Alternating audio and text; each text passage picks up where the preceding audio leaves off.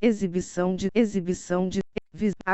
Instagram janela. Antes de começar para valer o nosso evento de hoje da AMD, vamos falar de toda a tecnologia médica, de inteligência artificial, e um montão de coisas aqui no canal. Está sendo no dia 8. Lembrando, esse vídeo está saindo logo depois do amistoso que foi gravado pós este evento.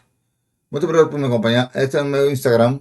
Vamos bater os 1000 seguidores para poder transmitir também os eventos para vocês aqui também.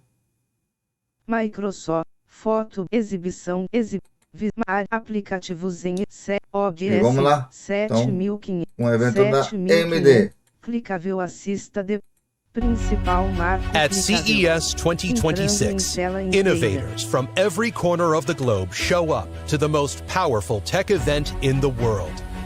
We'll rally together, imagining what's next, and we'll make it real. E vai ter muita coisa legal aqui, certeza absoluta. And proving that technology isn't just moving us forward, it's creating new possibilities. Here, AI isn't an idea. It's A intelligence in inteligência motion. artificial não é uma ideia. The É storytellers muito mais coisa and que the game ideia. changers come together to redefine the landscape of content, creativity, and culture. Pioneers will push healthcare beyond what we ever thought A possible. saúde vai ser puxada para muito mais longe do que já está sendo puxada. Né? Eu já tinha visto um pouco do que eu ia falar aqui no evento. In the halls of CES, technology doesn't just compute, A it tecnologia não é collaborates. só computação, Quantum thinkers, cybersecurity é leaders, muito mais que fintech computação. visionaries, and robotics engineers are rewriting the rules Robôs, of enterprise itself. entre outras. Because when the world's most Mais. determined minds come together, we don't just predict the future, Só we predicamos o futuro, build it. fazemos o futuro. This is where bold ideas meet a global force, where industries converge, partnerships ignite, and breakthroughs take center stage. Innovation isn't a Inovação solo act, não é it's só a shared ato. pursuit. CES 2026. Innovators show up. CEO of the Consumer Technology Association, Gary Shapiro.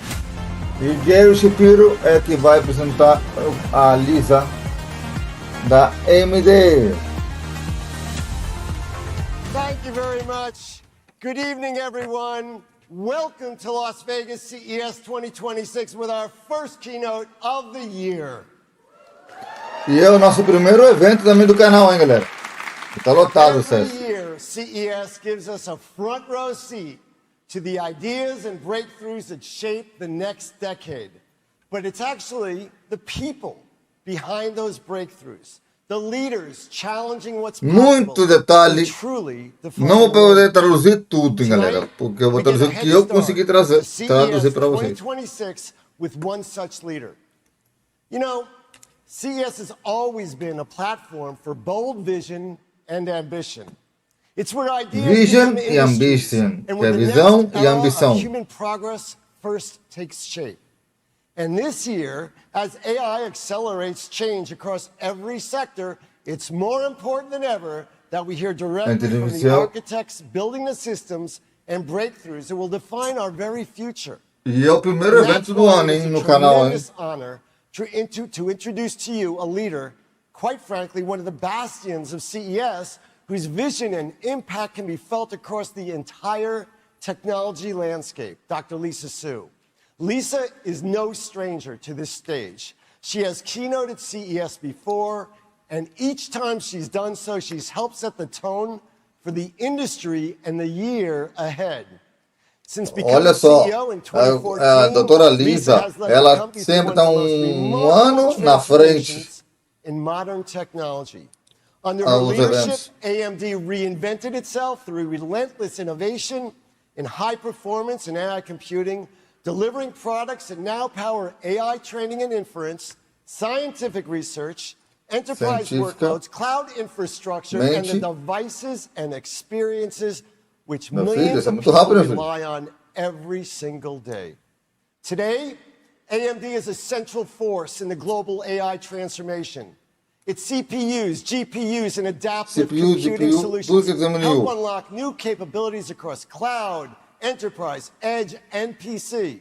And while the industry has spent years discussing what AI could become, Lisa has been focused on building the computing foundation that makes AI real and accessible at scale. But what truly distinguishes Lisa is her leadership. She's analytical and deeply technical, grounded in purpose. She brings a rare combination of scientific brilliance, strategic clarity, and human-centered thinking. She believes in partnering deeply to engineer solutions that matter, solutions that advance society, strengthen industries, and expand opportunity. That's the kind of leadership CES is designed to elevate. And that's the kind of leadership we all need as we navigate a world of accelerated innovation. Tonight, Lisa will share AMD's vision for how high-performance computing and advanced AI architectures will transform every part of our digital and physical world, from research, healthcare, and space exploration to education and productivity. She'll speak to the extraordinary pace of AI, the breakthroughs happening now, including the opportunities and responsibilities that come with building the future. Vou mostrar um trechinho aqui, mas eu digo uma coisa. Doutora Lisa é de outro planeta, hein? Olha só, isso aqui são alguns exemplos que nós ainda vamos ver durante... Hello, and welcome to this unique moment in human history. A moment where what's possible might soon forget what's impossible. Vai ser mostrado lá no final. Where any game you play now has the power to play by your rules. Está mostrando alguma coisa que aconteceu no evento aí, ó. Where AI not only helps model the possibilities of what a city can be, isso aqui é uma palhinha do que vai ter no evento. Never forget what our cities used to be. E tem uma inteligência artificial, galera, que ela vai mostrar aqui. Vai mostrar a cura do câncer, como está indo, e outras coisas mais. Inclusive, é capaz de o carro sem ter motorista. Já existe em algumas partes, né, na China, né? Mas tem que ver com fotografia, que eu vou mostrar aqui nesse evento também. And helping make travel time across the Atlantic just another puddle jumper.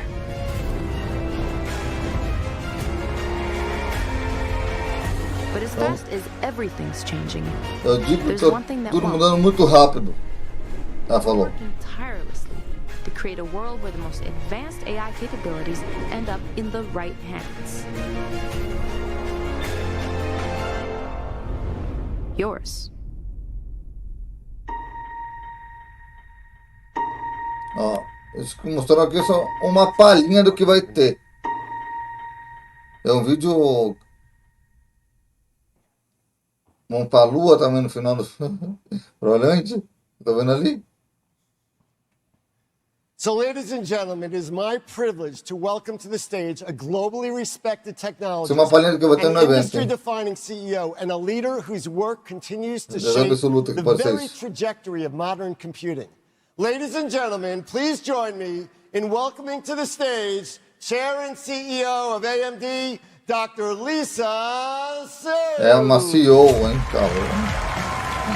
Ai, meu Deus. Você viu meu almoço aí encostando por nessa? Thank you, Jerry. Thank you. Thank you. All right, what an audience. How are you guys doing tonight? That sounds wonderful. First of all, thank you, Gary, and welcome to everyone here in Las Vegas and joining us online.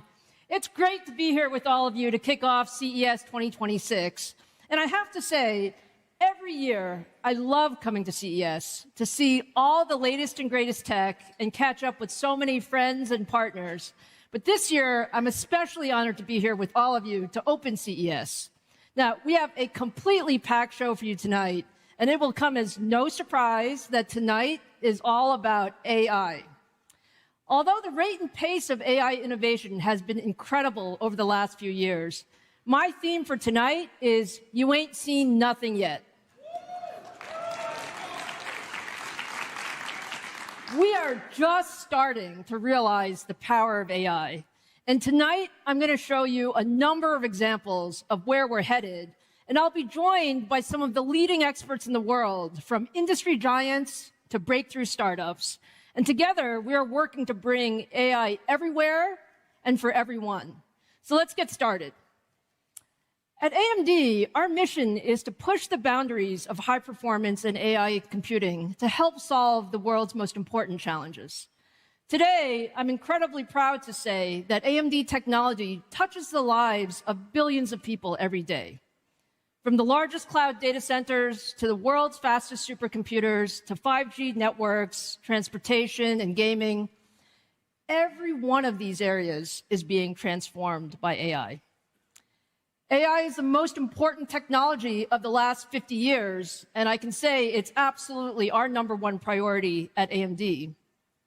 It's already touching every major industry, whether you're going to talk about healthcare or science or manufacturing or commerce.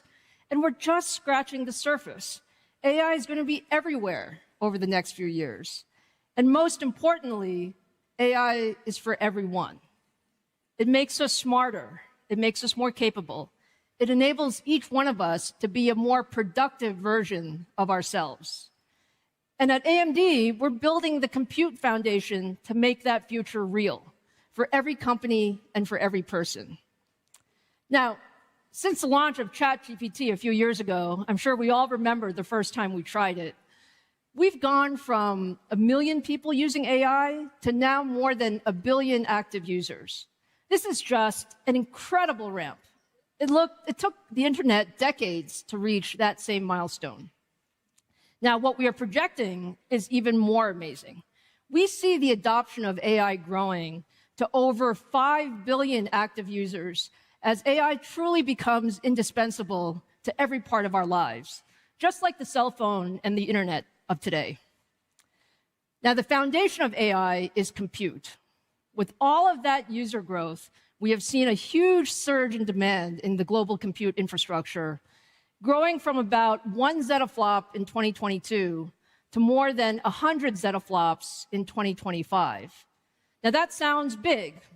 That's actually 100 times in just a few years. But what you're going to hear tonight from everyone is we don't have nearly enough compute for everything that we can possibly do. We have incredible innovation happening. Models are becoming much more capable. They're thinking and reasoning. They're making better decisions. And that goes even further when we extend that to agents overall. So to enable AI everywhere, we need to increase the world's compute capacity another 100 times over the next few years to more than 10 yottaflops over the next 5 years. Now, let me take a survey. How many of you know what a yottaflop is?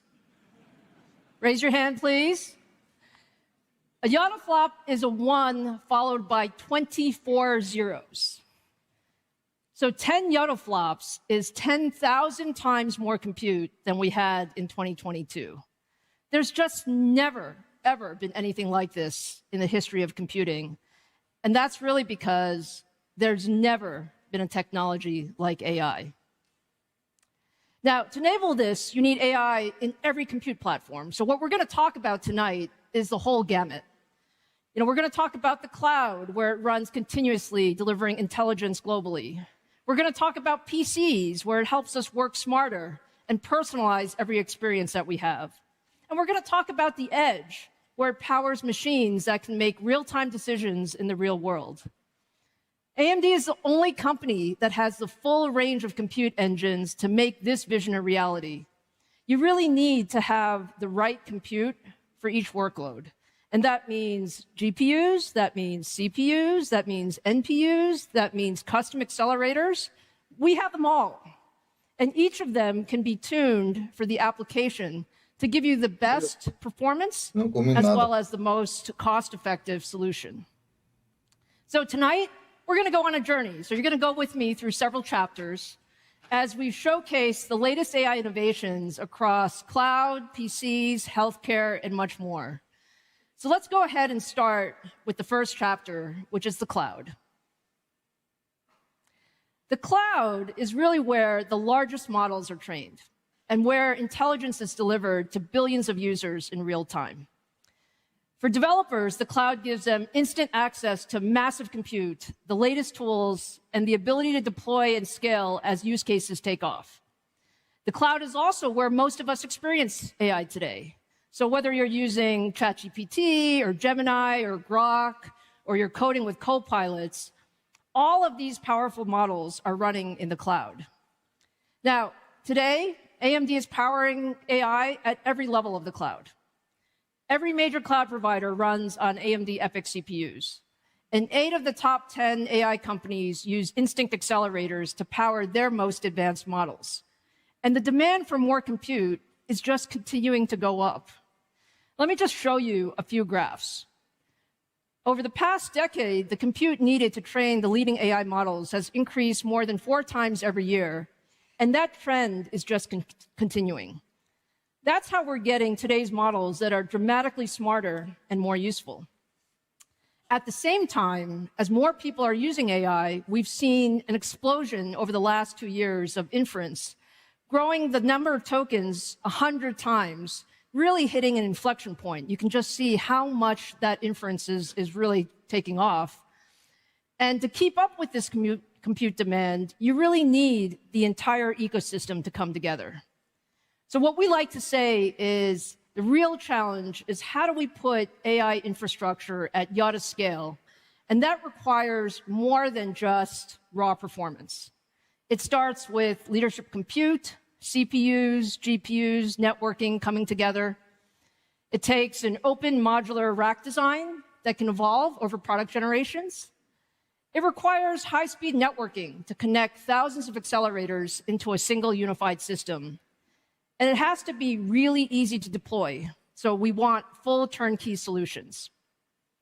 That's exactly why we built Helios, our next generation rack scale platform for the YATA scale AI era. Helios requires innovation at every single level: hardware, software, and systems. It starts with our engineering teams, who designed our next generation Instinct MI455 accelerators to deliver the largest generational performance increase we've ever achieved. MI455 GPUs are built using leading-edge 2-nanometer and 3-nanometer process technologies and advanced 3D chiplet packaging with ultra-fast, high-bandwidth HBM4 memory. This is integrated into a compute tray with our EPYC CPUs and Pensando networking chips to create a tightly integrated platform. Each tray is then connected with high-speed ultra-accelerator link protocol tunneled over Ethernet, which enables the 72 GPUs in the rack to function as a single compute unit. And then from there, we connect thousands of Helios racks to build powerful AI clusters using industry-standard Ultra Ethernet NICs and Pensando programmable DPUs that can accelerate AI performance even more by offloading some of the tasks from the GPUs. Now, we are at CES. It is a little bit about show and tell. So I am proud to show you Helios right here in Vegas, the world's best AI rack.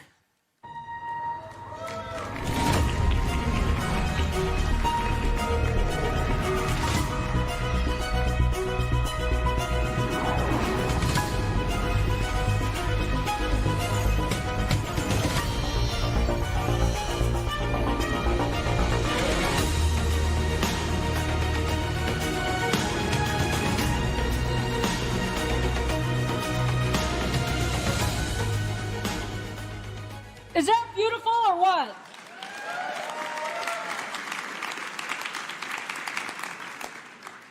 Now, for those of you who have not seen a rack before, let me tell you, Helios is a monster of a rack.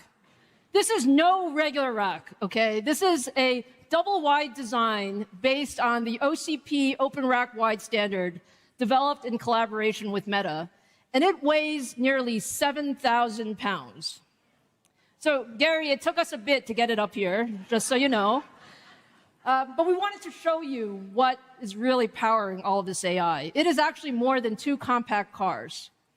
Now, the way we've designed Helios was really working closely with our lead customers, and we chose this design so that we could optimize serviceability, manufacturability, and reliability for next-generation AI data centers. Now, let me show you a few other things. At the center of Helios is the compute tray. So let's take a closer look at what one of those trays look like.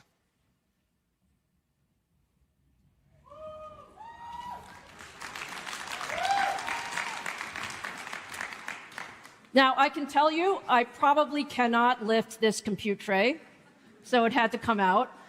But let me just describe it a little bit. Each Helios compute tray includes 4 MI455 GPUs, and they're paired with the next-gen EPYC Venice CPU and Pensando networking chips. And all of this is liquid-cooled so that we can maximize performance. At the heart of Helios is our next-generation Instinct GPUs. And you guys have seen me hold up a lot of chips in my career. But today, I can tell you, I am genuinely excited to hold up this chip. So let me show you MI455X for the very first time.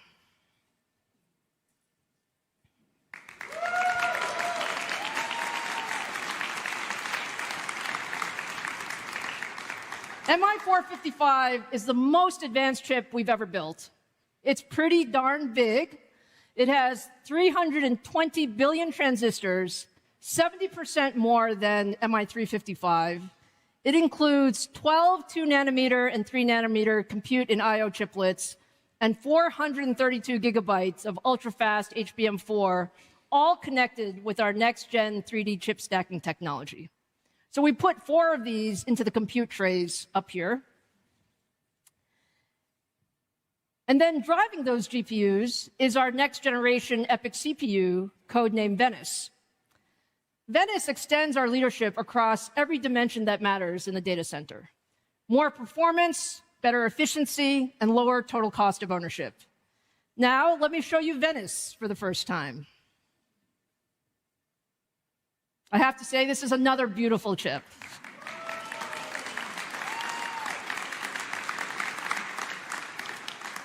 I do love our chips, so I can say that for sure. Venice is built with 2-nanometer process technology and features up to 256 of our newest high-performance Zen 6 cores. And the key here is we actually designed Venice to be the best AI CPU. We doubled the memory and GPU bandwidth from our prior generation, so Venice can feed MI455 with data at full speed, even at rack scale. So this is really about co-engineering. And we tie it all together with our 800 gig Ethernet Pensando Vulcano and Selena networking chips, delivering ultra-high bandwidth as well as ultra-low latency, so tens of thousands of Helios racks can scale across the data center.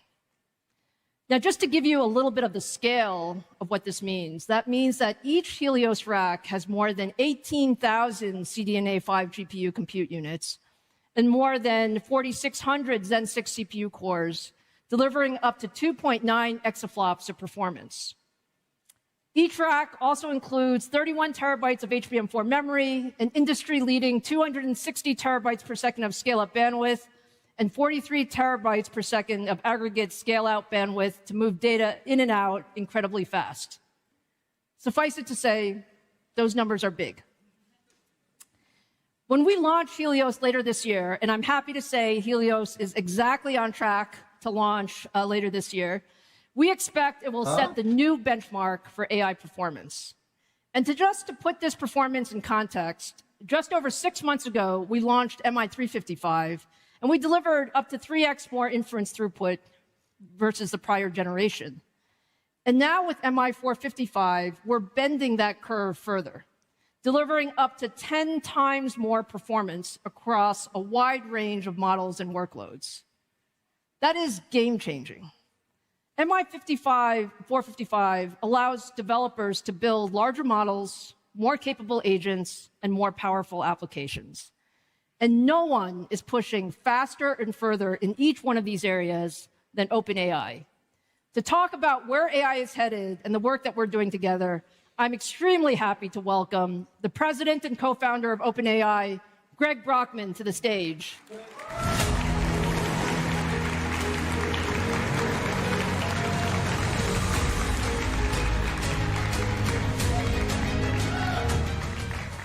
Greg, it is so great to have you here. Thank you for being here. OpenAI truly started all of this with the release of ChatGPT a few years ago, and the progress you've made is just incredible. We're absolutely thrilled about our deep partnership. Can you just give us a picture of where are things today? What are you seeing, and how are we working together? Well, first of all, it's great to be here. Thank you for having me. ChatGPT is very much the overnight success that was 7 years in the making. Right, that we started OpenAI back in 2015 with a vision that deep learning could lead to artificial general intelligence, to very powerful systems that could benefit everyone. And we wanted to help to actually realize that technology and bring it to the world and democratize it. And we spent a long time just making progress. Where year over year, the benchmarks would look better and better. But the first time we had something that was so useful that many people around the world wanted to use it was ChatGPT. And we were just blown away by the creativity and the ways in which people found how to really leverage the models we had produced in their daily lives. Ele abriu a companhia em 2015, How falou many people in the room are ChatGPT users?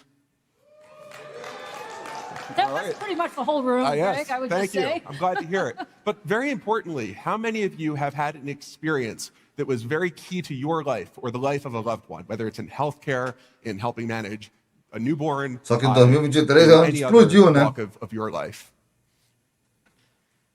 And to me, that's the metric that we want to optimize. And that seeing that number go up and to the right has been something that has been really different over 2025, right? That we really moved from being just a text box that you ask a question, you get an answer, something very simple contained, to people really using it for very personal, very important things in their lives. And it's not just in personal lives, for healthcare and aspects like that. It's also in the enterprise, right? Really starting to bring models like Codex to be able to transform software engineering. And I think that this year we're really going to see enterprise agents really take off. We're seeing scientific discovery start to be really accelerated, whether it's developing novel math proofs. The first time we saw that was just a couple months ago, and the progress is continuing.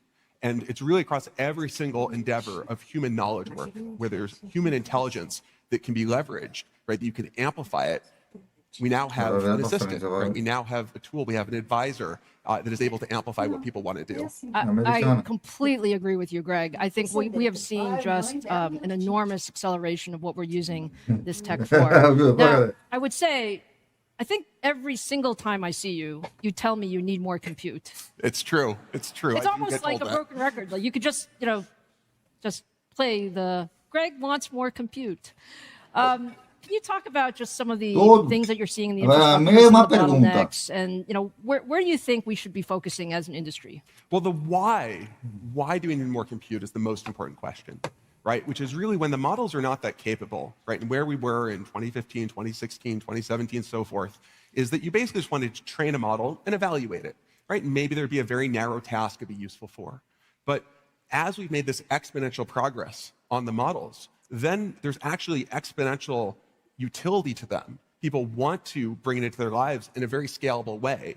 And I think that what we're seeing is as we move from you ask a question, you get an answer, to agentic workflows, where you ask the model to write some software for you, and it goes off for minutes or hours or soon even days. And you're not just operating one agent, you're operating a fleet of agents, right? You can have 10 different work streams all going at once on your behalf for a single developer, right? And it should be the case that you wake up in the morning, and this is the kind of thing we are going to build, by the way, and ChatGPT has taken items off your to-do list at home and at work. And that all of that's going to require that, that big graph that you had of how much compute the world's going to need that's going to require far more compute than we have right now. Like, I would love to have a GPU running in the background for every single person in the world because I think it can deliver value for them. But that's billions of GPUs. No one has a plan to build that kind of scale. And so what we're really seeing is benefits in people's lives, right? We're seeing, for example, some of my favorite applications and some of the ones I think are the most important are in healthcare, right? That we actually see people's lives being saved through ChatGPT. Just over the holidays, one of my coworkers, that her husband had leg pain. They went to the hospital, they went to the ER, and they got it x-rayed, and the doctors are like, it's a pulled muscle, just wait it out, you'll be fine. They went home, it got a little bit worse, typed the symptoms into ChatGPT. ChatGPT said, go back to the ER, this could be a blood clot. And in fact, it was deep vein thrombosis in the leg, in addition to 2 blood clots on the lungs. And if they just waited it out, that would have been likely fatal. It's not a unique story. Fiji, our CEO of applications I work very closely with every day, ChatGPT literally saved her life too. She was in the hospital for a kidney stone and had an infection. They're about to inject a antibiotic, and she said, "Wait just a moment." She asked ChatGPT whether that one was safe for her. ChatGPT, which has all of her medical history, said, "No, because you had this other infection 2 years ago, that could re-trigger it, and that could actually be life-threatening as well." And so she showed it to the doctor. The doctor's like, "Wait, what? You had this condition? I didn't know. I only had 5 minutes to review your medical history." Yes. I completely agree, Greg. I mean, that's one of the things that we can always, all of us can use a helper. Yes. And that's really what we have here. Look, I mean, I think you've painted a vivid picture of why we need more compute, of what we can do with AI. I think we feel exactly the same way. Now, we've also done an incredible amount of work with your engineering teams. MI455 and Helios is actually, a lot of it is through some of the feedback from our engineering teams working closely together. Can you talk a little bit about that infrastructure and what are your customers wanting and how are you going to use MI455? Well, one of the key things with how AI is evolving is thinking about the balance of different resources on the GPU. And so we have a slide to show how we've seen the evolution of this, the balance of resources across different MI generations. So you see this slide that I very painstakingly put together. Actually, I did not painstakingly put it together. I asked ChatGPT to go create the slide. And so it literally did all the research, and you can see some sources at the bottom. And it actually went and read a bunch of different AMD materials, created these charts, put together the title, put together all of these headers, and produced not just an answer for me to then go do a bunch of work. It produced an artifact that I can show. And this is just one simple example that you can do today with ChatGPT, right? That we are moving to a world where you are going to be able to have an agent that does all this work for you. And for that, we're going to need hardware that is really tuned to our applications. What we have in mind is that we're moving to a world where human attention, human intent becomes the most precious resource. And so that there should be very low latency interaction anytime a human's involved, but there should be an ocean of agentic compute that's constantly running, that's very high throughput. And these two different regimes of low latency and high throughput different pressures on hardware manufacturers such as yourself. So it's a pleasure to be working together. We like building GPUs for you. That works well. Look, lastly, Greg, let's talk a little bit about the future. Paint a picture. One of the things that we've talked about is there's some people out there who are wondering, is the demand really there? Can AI compute? Do we really need all of this AI compute? And I know you and I have talked about it. I think people don't have a view of the future that you see. I mean, you have a special seat. So paint the world for what this looks like in a few years. Well, looking backwards, we have been tripling our compute every single year for the past couple of years, and we've also tripled our revenue. And the thing that we find within OpenAI is every time we want to release new model, bring this technology to the world, we have a big fight internally over compute. Because there are so many things we want to launch for all of you that we simply cannot because we are compute constrained. And I think we're moving to a world where GDP growth will itself be driven by the amount of compute that is available in a particular country, in a particular region. And I think that we're starting to see the first inklings of this. And I think over the next couple of years, we'll see it start to hit in a real way. And I think that AI is something where I think data centers can actually be very beneficial to local communities. I think that's a really important thing for us to really prove to people. But also the AI technology you produce, that is also something where, in terms of scientific advances, you think about what has been the most fundamental driver of increase of quality of life, right? It really is about science. And every time we've gone into specific domains, you just see how much limitation there is from how things are done, because that's just, there's a particular discipline that's built with much of expertise, there are a small number of experts, and that it's hard for them to propagate that to future generations. For example, in biology, we hooked up GPT-5 to a wet lab setup and had humans described what the wet lab looked like. The model said, here are a couple of ideas to try. The humans would go try it, and it actually produced a 79x, almost 100x fold improvement in the efficiency of a particular protocol. And that's just one particular reaction that people have spent some time actually optimizing, but not like a ton of time, because it's just, there's so much surface area available in biology that no human can possibly get to all of it. No human can be an expert across every single subfield. And I think what we're going to see is AIs that really bridge across disciplines that humanity has been unable to bridge, right? You see this within healthcare, where as humans learn more, we specialize more, but we're going to have AIs that are going to amplify. And so I think it'll be for hard problems that AI will be brought to bear. This will be true for enterprise, every single application. I think we'll have an agent that is accelerating what people want to do. And I think the hardest problem for humanity will be deciding, how do we use the limited resources we have? Todas as aplicações vão botar agente That is an incredible vision. focado para ajudar working with you. I think there's no question in the world that we have the power to really change people's lives. Thank you for the partnership, por exemplo, and really look forward to it. Thank you. Ajuda médica. Essa é a intenção deles, da OpenAI. Vou criar outros agentes. So, as you heard from Greg, compute is key, and MI455 is a game changer. But with the MI400 series, agora vem, galera, olha só o brinquedo. Solutions for cloud, enterprise, supercomputing, and sovereign AI. Supercomputador. At the top is Helios, that's built for the bleeding-edge performance, hyperscale training, and distributed inference at rack scale. For enterprise AI deployments, we have Instinct MI440X GPUs that deliver leadership training and inference performance in a compact 8-GPU server designed for easy use in today's existing data center infrastructure. And for sovereign AI and supercomputing, where extreme accuracy matters the most, we have the MI430X platform that delivers leadership hybrid computing capabilities for both high-precision scientific and AI data types. This is something unique that we at AMD do. Because of our chiplet technology, we can actually have the right compute for the right application. Now, hardware is only part of the story. We believe an open ecosystem is essential to the future of AI.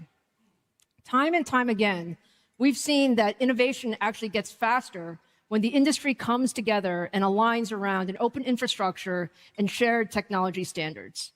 And AMD is the only company delivering openness across the full stack.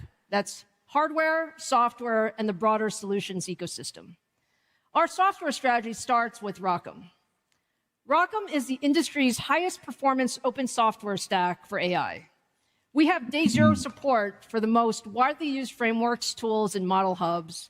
And it's also natively supported by the top open source projects like PyTorch, VLLM, SGLang, Hugging Face, and others that are downloaded more than 100 million times a month and run out of the box on Instinct, making it easier than ever for developers to build, deploy, and scale on AMD. One of the exciting AI companies using AMD and ROCm to power their models is Luma AI. Please join me in welcoming the Luma AI CEO and co-founder Amit Jain to the stage. Essa aí,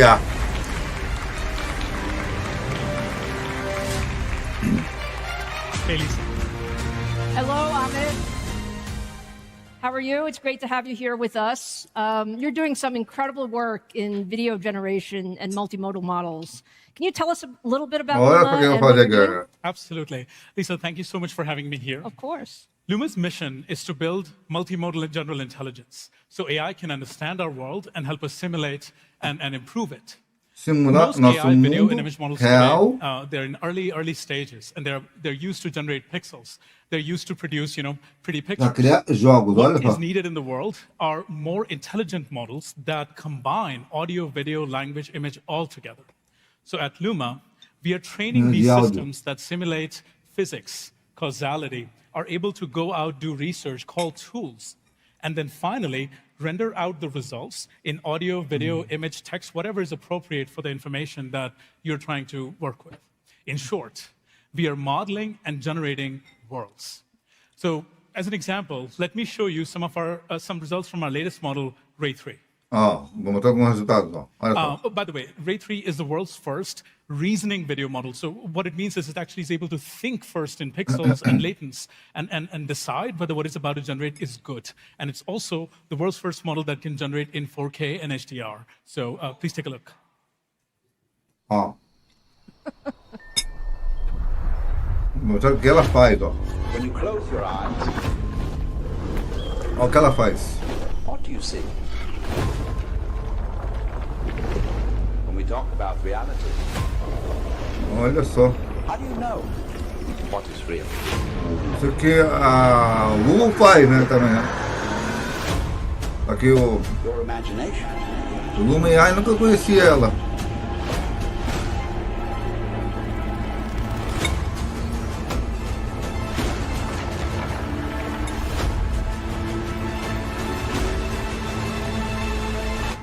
Now open your eyes.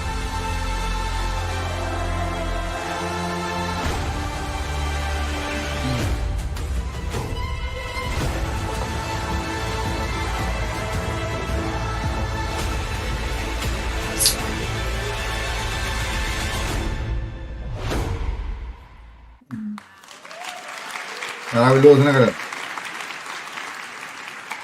I can Na say on prática- it, that looked pretty incredible.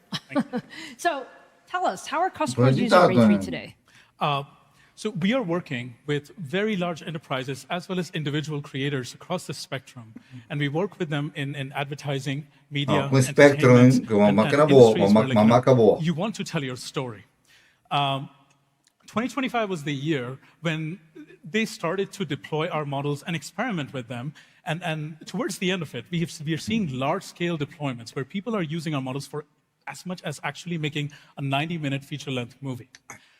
What customers are also asking us a lot for, as they're using it more and more, is control and precision. How can they Ó, get o usuário está pedindo para their ele particular vision out on controle the e screen? precisão. And what we have realized, and through our research, is that control comes from intelligence, not just better prompts. You can't keep typing in again and again and Não, actually não do it. So we querem have que os built prompts sejam a whole repetidos. new model on top of Ray 3 called Ray 3 Seja autêntico. Modify that allows you to edit the world. So let me show you actually what that Pode looks like. editar This o won't mundo. have audio, and I'm going to tell Eu you a vou little bit about mostrar what you're seeing. exemplo aí, ó. So what's playing on the screen is a demo of Ray Ele tá 3's falando. world editing capabilities. It can take any real or AI footage, so footage from cameras or footage that you generated, and change it as little or as much as you want to realize the creative goals. It's a Pode powerful editar aí, system ó. that we have developed for our most ambitious customers who are most demanding, and they spread the gamuts across entertainment, advertising, and this has allowed us to enable a new era of hybrid human AI productions. The human becomes the prompt through motion, timing, and direction. Like, you act it out, and then the model can produce it. What that means in practice is that filmmakers and creators can create entire cinematic universes now without elaborate Criar sets, filme da and Marvel, then por edit and exemplo. modify anything to get to the result they want. This has never been possible before. But in 2026, we are focused on actually Pode going much editar further. 2026 o will be filme, the year então, of né? agents, where AI will be able to help you to accomplish more of the task, or hopefully the full end-to-end of the task, rather than doing some patchwork. So our teams have been working diligently building the world's most powerful multimodal agent models. Using Luma will suddenly feel like you have a large team of capable creatives who are working with you in your creative pursuit. I want to show you a brief demo of what that would feel like. Vou mostrar como vai ficar. So what you're seeing here is a new multimodal agent that can take a whole script of ideas with characters and everything, and start imagining that in front of you. Now, this is not Então, script to movie. eu This estou is mostrando exemplo aí, human-AI ó. interaction. And our next generation of models provide the ability to analyze multiple frames, long-form video, and make selection and maintaining the fidelity of the characters, scenes, and story, and only editing when it's needed. Here you're seeing human and AI collaborate in designing characters, environments, shots, and the whole world. And with our Eu vou ensinar agents, prática, hein, we galera. believe that creatives will be able to make entire stories, what used to take a large production before. Again, this has never been possible before, and we have been using it heavily internally, and we couldn't be more excited. Individual creatives or small teams will suddenly have the power of doing what entire Hollywood studios do. That's pretty amazing. It's really nice to see how these Luma agents come together and make this happen. Now, I know you have a lot of choices in compute, and when we first started talking, actually, you called me and said you needed compute, and I said I thought I could help. Can you tell us a bit about why you chose AMD, and what has your experience been? Yeah, we bet on AMD very early on. That call was in 2024, early 2024. And since then, our partnership has grown into a large-scale collaboration between our teams, so much so that today, 60% of Luma's rapidly growing inference workloads actually run on AMD cards. Today, we also, initially when we started out, we used to do a bunch of engineering. But today, we are at a point where most any operators, most any workloads that we can imagine run out of the box on AMD. And this is huge props to your software teams and the diligent work that is going into the ROCm ecosystem. We are building multimodal models, and actually, these workloads are very complex compared to text models. One example of that is these consumes hundreds of times, thousands of times more tokens. A video that you saw, a 10-second video, is about 100,000 tokens easily. Compare that to a response from an LLM. It's about 200 to 300 tokens. So when we are working with this much information, TCO and inference economy is absolutely critical to our business. Otherwise, there's no way to serve all the demand that is coming our way. Through our collaboration with the AMD team, we have been able to achieve some of the best TCO is total cost of ownership, that we have ever seen in our stack. And we believe as we build these more complex models that are able to do autoregressive diffusion and that are able to do text and image and audio and video all at the same time, this collaboration will allow us to significantly differentiate on cost and efficiency, which, as you know, in AI is a big deal. So, through this collaboration, we have developed such a degree of confidence that in 2026, we are expanding our partnership to a tune of about 10 times what we have done before. And these 455 cards, and I cannot be more excited for MI455X because this, the rack scale solution and the memory and the infrastructure that you're building is essential for us to be able to build these world simulation models. Well, we love hearing that, Amit. And look, our goal is to deliver you more powerful hardware. Your goal is to make it do amazing things. So just give us a little brief view of what do you see customers doing over the next few years that just isn't even possible. Right. So, as Greg was mentioning, early on in LLM land, right? Like, in 2022, 2023, they were great for writing copies, small emails, things like that.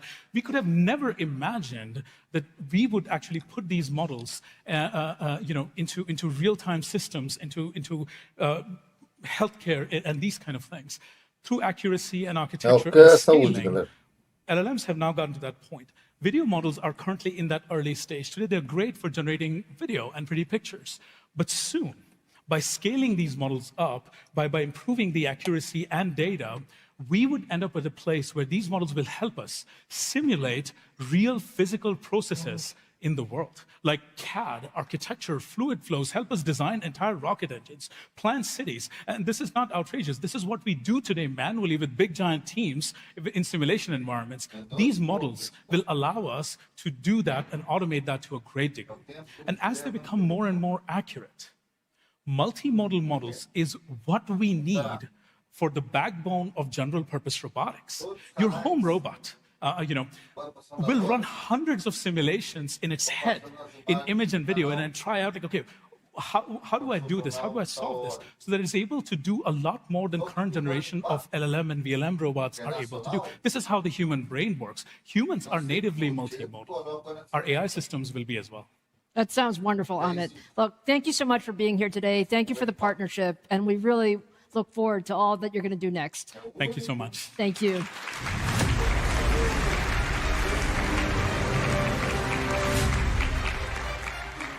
So you've heard from Greg and Amit. What they said is they need more compute to build and run their next-gen models.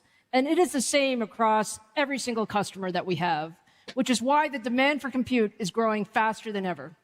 Now, meeting that demand means continuing to push the envelope on performance far beyond where we are today. MI400 series was a major inflection point in terms of delivering leadership training across all workloads, inference, scientific computing, but we are not stopping there. Development of our next-gen MI500 series is already well underway. With MI500, we take another major leap in performance.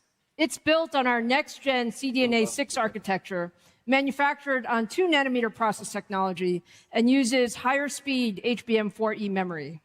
And with the launch of MI500 in 2027, we're on track to deliver 1,000x increase in AI performance over the last 4 years, making more powerful AI accessible to all.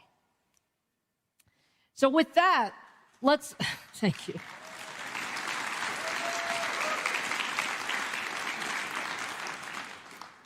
So with that, now let's shift from the cloud to the devices that make AI more personal, PCs.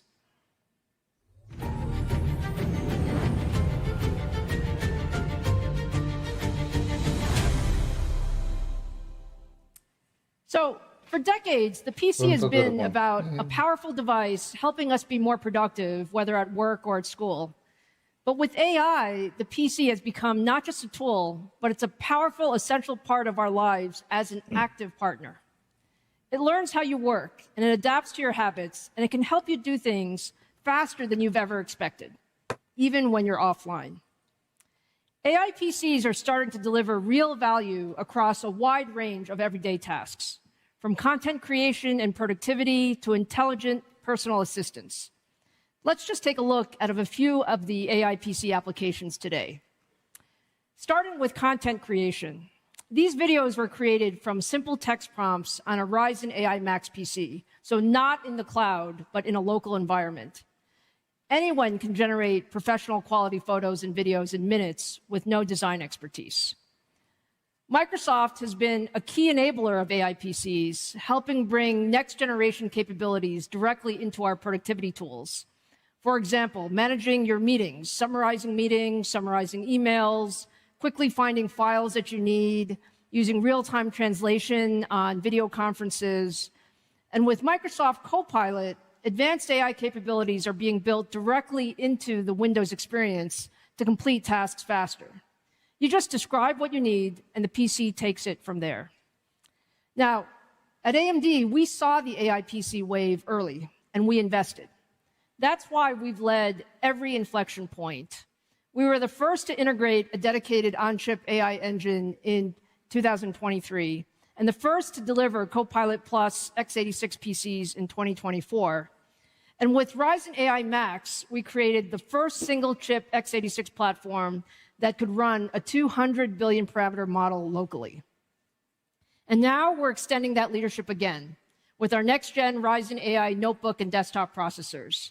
So today, I'm proud to announce the new Ryzen AI 400 series, the industry's broadest and most advanced family of AI PC processors. Ryzen AI 400 combines up to 12 high-performance Zen 5 CPU cores, 16 RDNA 3.5 GPU cores, our latest XDNA 2 NPU delivering up to 60 TOPS of AI compute, and support for faster memory speeds. These flagship Ryzen AI mobile processors deliver significantly faster content creation and multitasking performance compared to the competition. Now, there's a lot of excitement for the Ryzen AI 400 series, and if you're walking around CES this week, you're going to see many notebooks launching this week. The first Ryzen AI 400 series PCs begin shipping later this month, with more than 120 ultra-thin gaming and commercial PCs launching throughout the year from every major OEM across every AI PC form factor.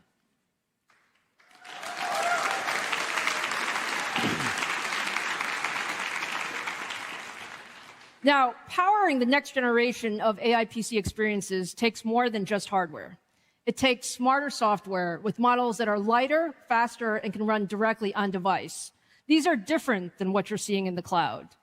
So to talk more about this next wave of model innovation, please welcome Ramin Hassani, co-founder and CEO of Liquid AI.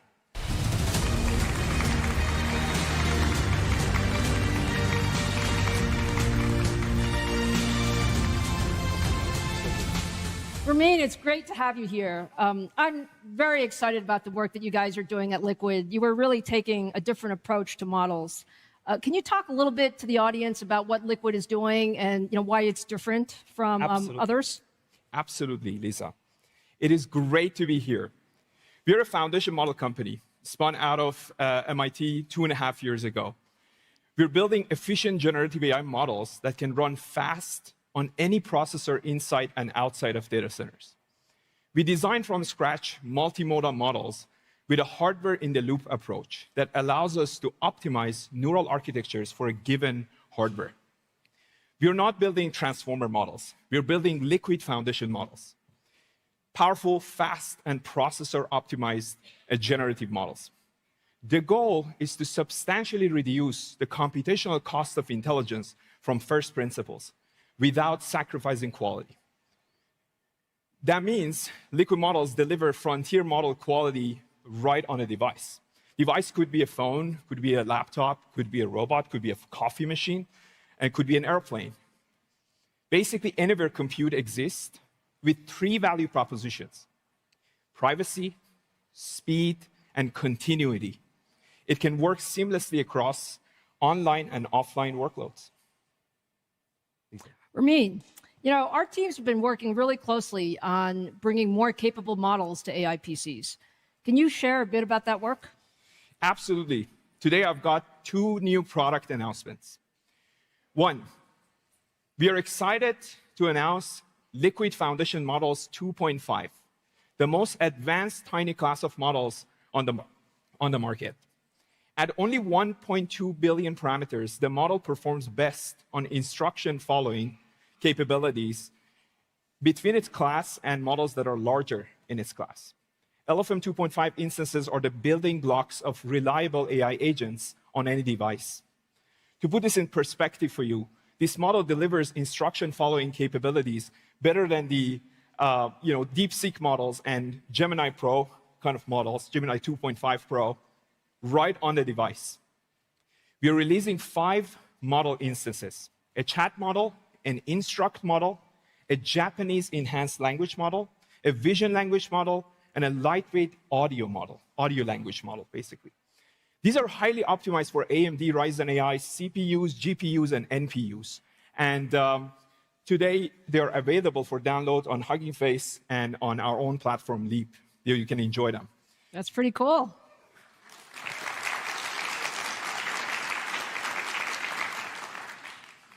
So we can stack these LFM 2.5 instances together to build agentic workflows.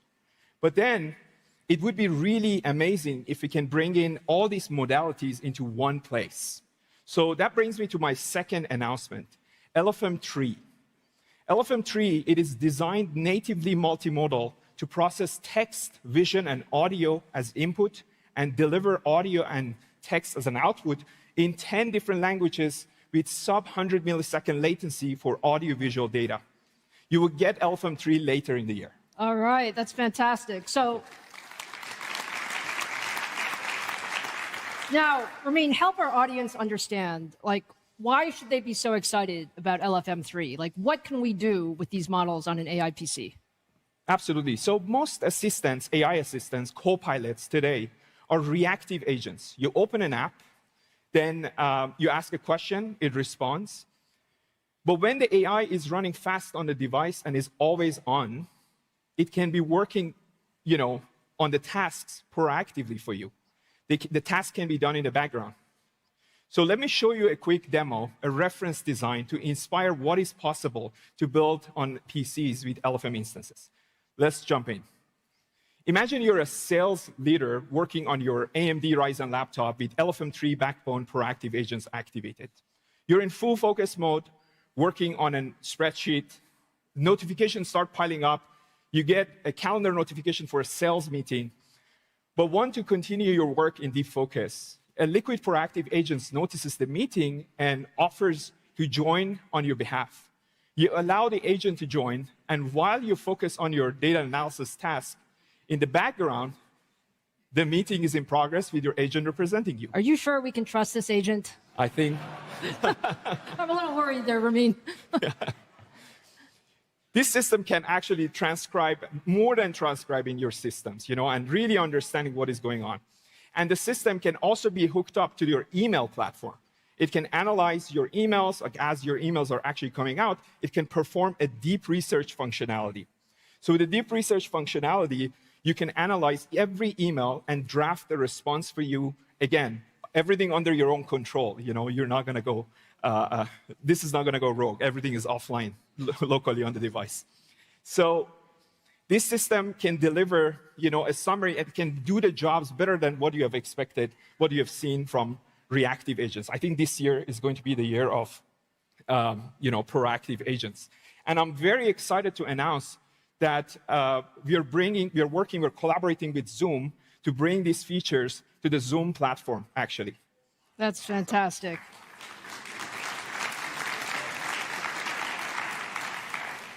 Ramin, we're really excited about what you're doing. I think you've just given people just a glimpse of what we can do when we bring, true AI capability to our PCs. So thank you. We're excited, and we look forward to all we're going to do together. Thank you so much. Thank you for having me. Thank you.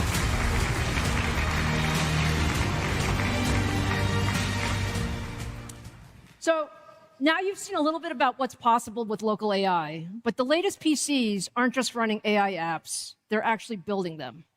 That's why we created Ryzen AI Max, the ultimate PC processor for creators, gamers, and AI developers.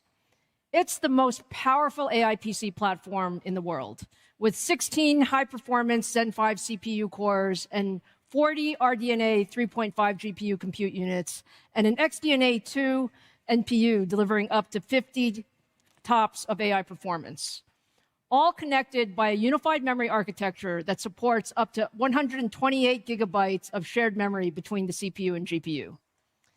In premium laptops, Ryzen AI Max is significantly faster in both AI and content creation applications compared to the latest MacBook Pro. In small form factor workstations, Ryzen AI Max delivers comparable performance at much lower price than NVIDIA's DGX Spark, generating up to 1.7 times more tokens per second per dollar when running the latest GPT OSS models. And because Ryzen AI Max supports both Windows and Linux natively, developers maintain full access to their preferred software environment, tools, and workflows. Now, there are more than 30 Ryzen AI Max systems in market today, with new laptops, all-in-ones, and compact workstations launching at CES and rolling out throughout the year. But our mission is to advance AI everywhere for everyone. The truth is, there are AI developers, many of you in this room, who want access to platforms that enable you to develop on the fly. So we took this one step further. Today, I'm excited to announce the AMD Ryzen AI Halo, a new reference platform for local AI deployment.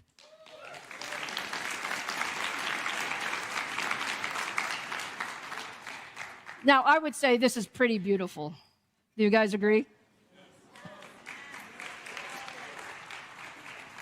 So let me tell you what it is. This is the smallest AI development system in the world, capable of running models with up to 200 billion parameters locally, not connected to anything. It's powered by our highest-end Ryzen AI Max processor with 128 gigabytes of high-speed unified memory that is shared by CPU, GPU, and NPU. This architecture accelerates system performance and makes it possible to efficiently run large AI models on a compact desktop PC that fits in your hand. Thank you.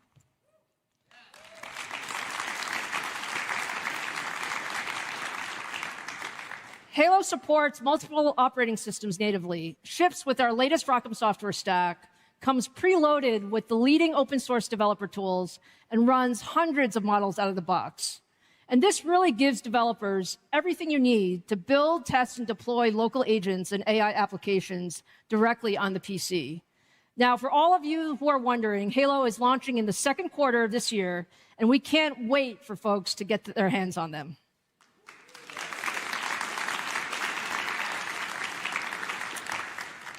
So now let's turn to the world of gaming and content creation. A few gamers out there. I think there are a lot of gamers out there.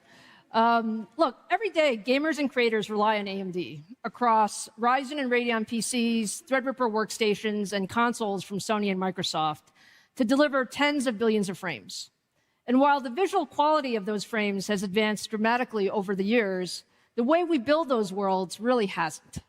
It still takes teams months or even years to bring a 3D experience to life. Now, AI is really starting to change that. To show what's next in 3D world creation, I'm honored to introduce one of the most influential figures in AI. Known as the godmother of AI, her work has transformed how machines see and understand the world. Please welcome the co-founder and CEO of World Labs, Dr. Fei-Fei Li.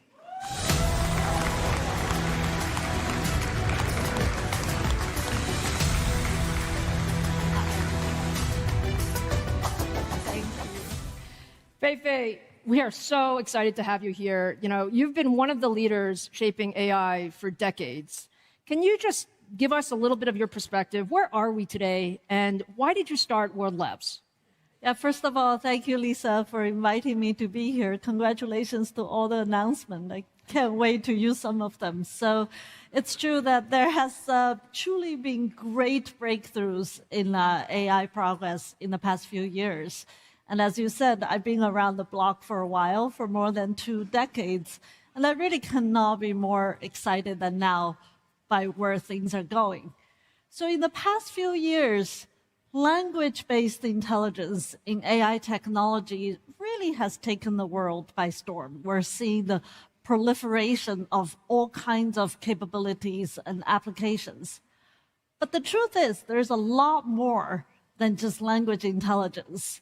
Even for us humans, there's more than passively looking at life in the world. We are incredible spatial intelligent animals, and we have profound capabilities that use our own spatial intelligence that connects perception with action. Think about all of you being here, how you braved through airports this morning. I'm one of them, or woke up in your hotel room and get to the nice coffee shop, or find your way in this maze in Vegas to be here. All this requires spatial intelligence.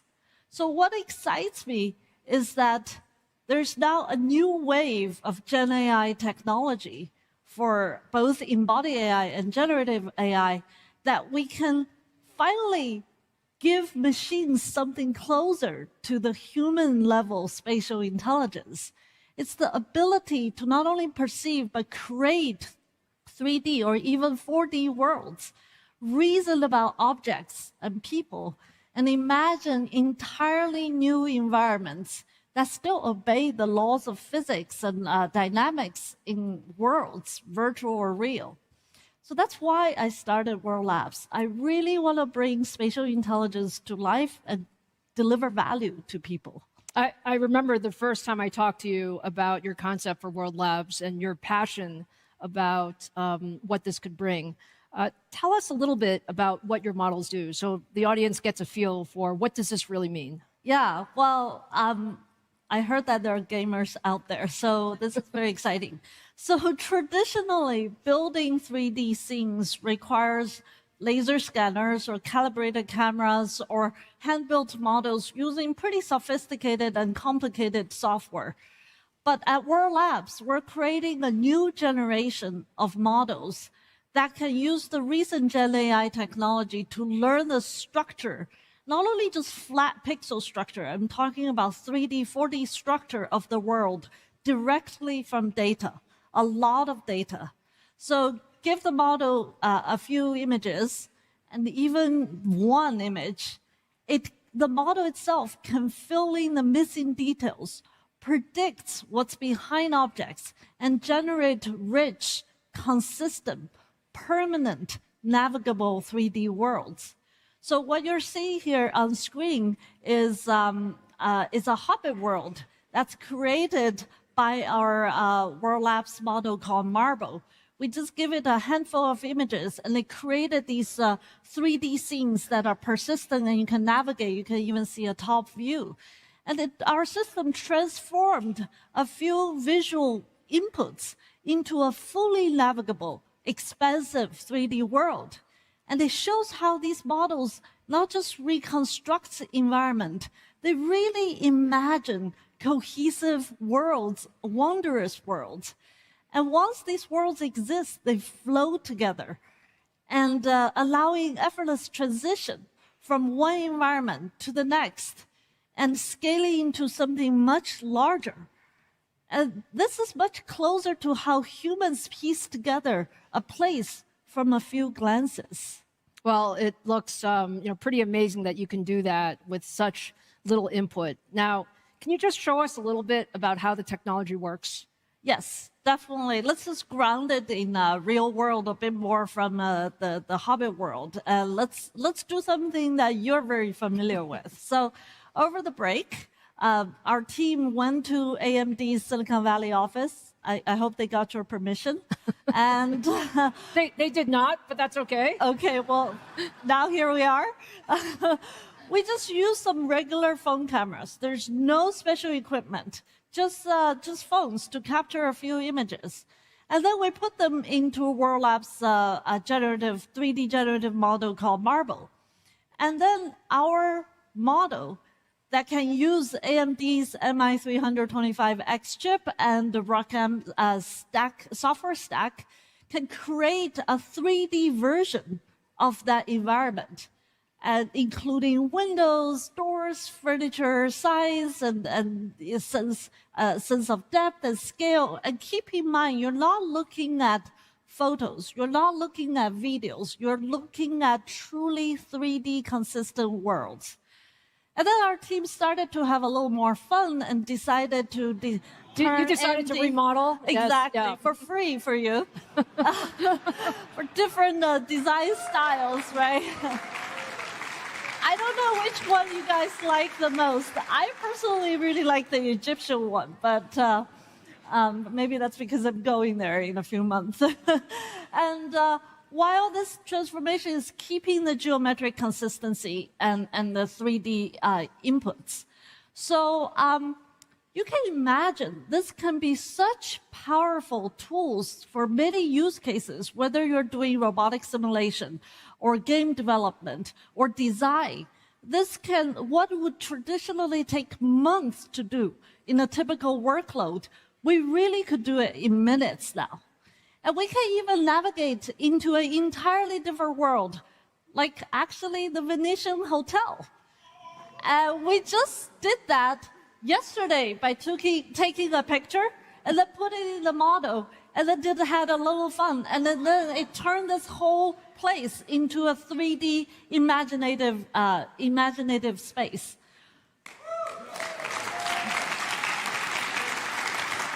And now I'm sure you guys can take pictures and send it to Marble and experience this yourself. But what you don't see here behind the scene is how much computation is happening and why inference speed really matters. The faster we can run these models, the more responsive the world becomes. Instant camera moves, instant edits, and a scene that stays coherent as you actually navigate and explore. And that's what's really important.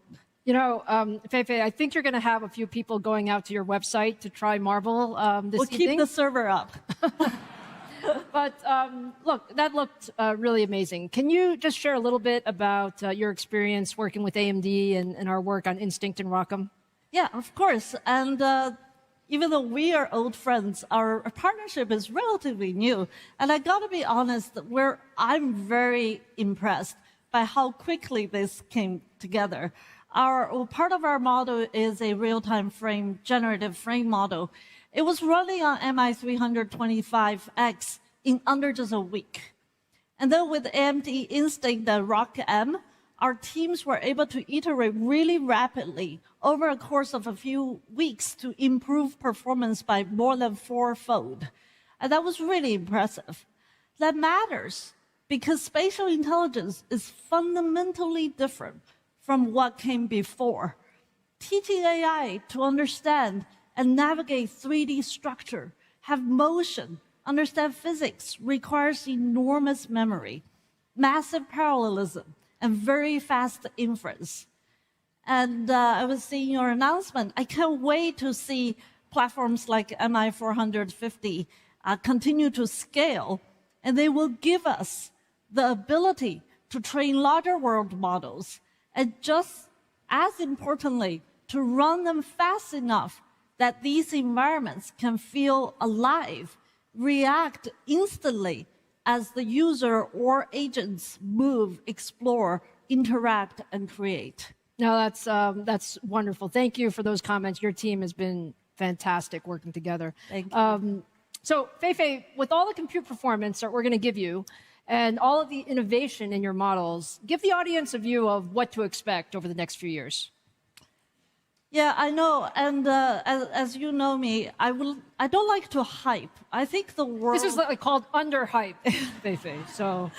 No, I think we should just share what it is. It is going to be a changing world. A lot of workflows, a lot of things that were difficult to do will actually go through a revolution because of the incredible technology. So, for example, creators can now experience and create real-world scenes, scenes in real time, shaping what's in their mind's eye, experimenting with the space, the light, the movement, as if they are sketching inside a living world. And then intelligent agents, whether it's robots or vehicles or even tools, can learn inside very rich, physics-aware digital worlds before they even need to be deployed into the real one, making them much safer, make the development much faster, more capable, and more helpful to people. And designers, for example, or architects, can walk through ideas before anything is built, exploring form, flow, materials, and navigate spaces rather than just staring at static plans. So what excites me most is that this represents a shift in how AI shows up in our lives. We're moving from systems that understand words and images passively to systems that not only understand, but can help us to interact with the world. So Lisa, what we are sharing today, which is turning a handful of images or photos into coherent, explorable world in real time, is not a glimpse of the distant future anymore. It is really the beginning of the next chapter. So you and I talk about this even offline. We know as powerful as AI technology is, it's also our responsibility to deploy and develop it in ways that reflect true human values, that augment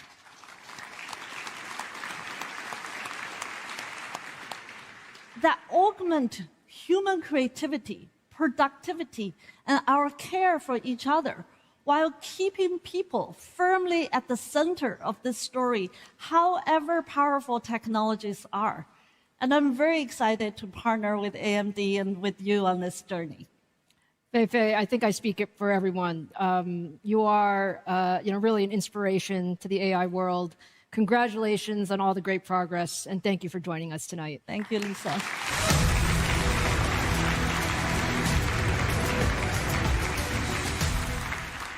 Okay, next shift.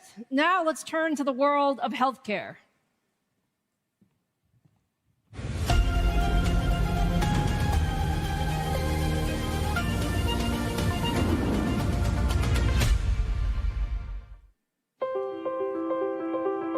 Of all the ways AI is advancing the world, healthcare impacts us all. And AMD technology is enabling the incredible to become possible. Cancer detection is happening earlier, with supercomputers analyzing data at massive scale. Patients are receiving therapy sooner with compute modeling complex biological systems. Promising treatments are moving forward faster through molecular simulation. Medicine is becoming more personalized through genome research. And patient outcomes are improving through robot-assisted surgeries. Our partners are using AI to accelerate science and better human health. Advanced by AMD.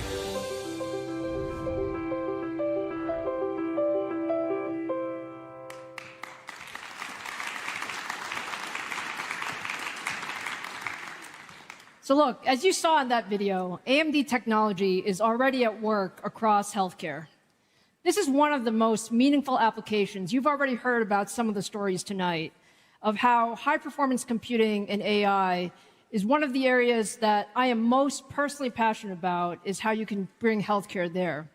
There's nothing more important in our lives than our health and the health of our loved ones.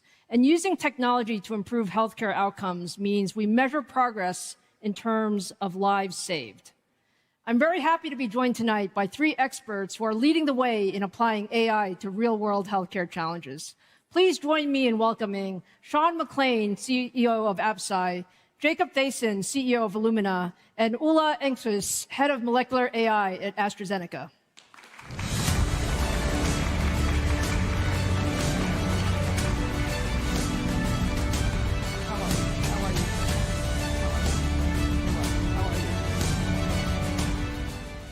All right, guys, thank you so much for being here. You can see there's a lot of excitement about healthcare. Thank you for the tremendous partnership.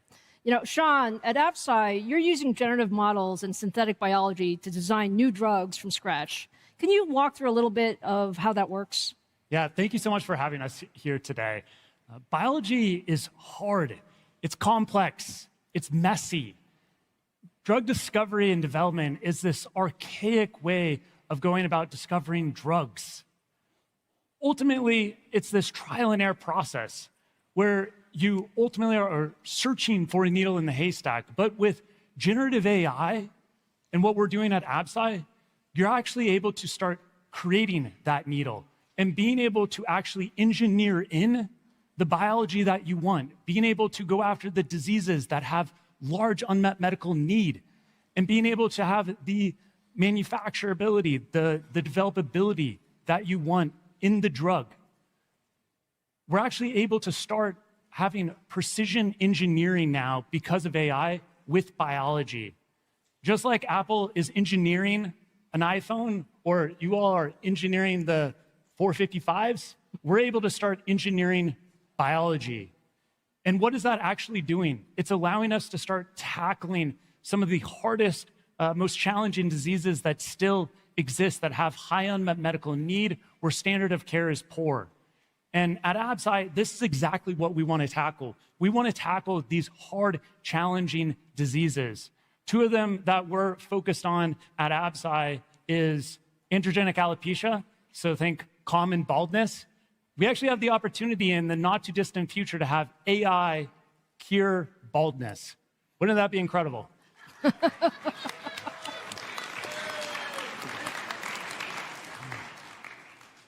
And not only that, be able to focus in areas that have been neglected. Women's health. For far too long, women's health has been pushed aside. And we have a drug that we are developing for endometriosis that affects 1 in 10 women, with the opportunity to potentially deliver a disease-modifying therapy for these women. This is what AI in drug discovery is all about.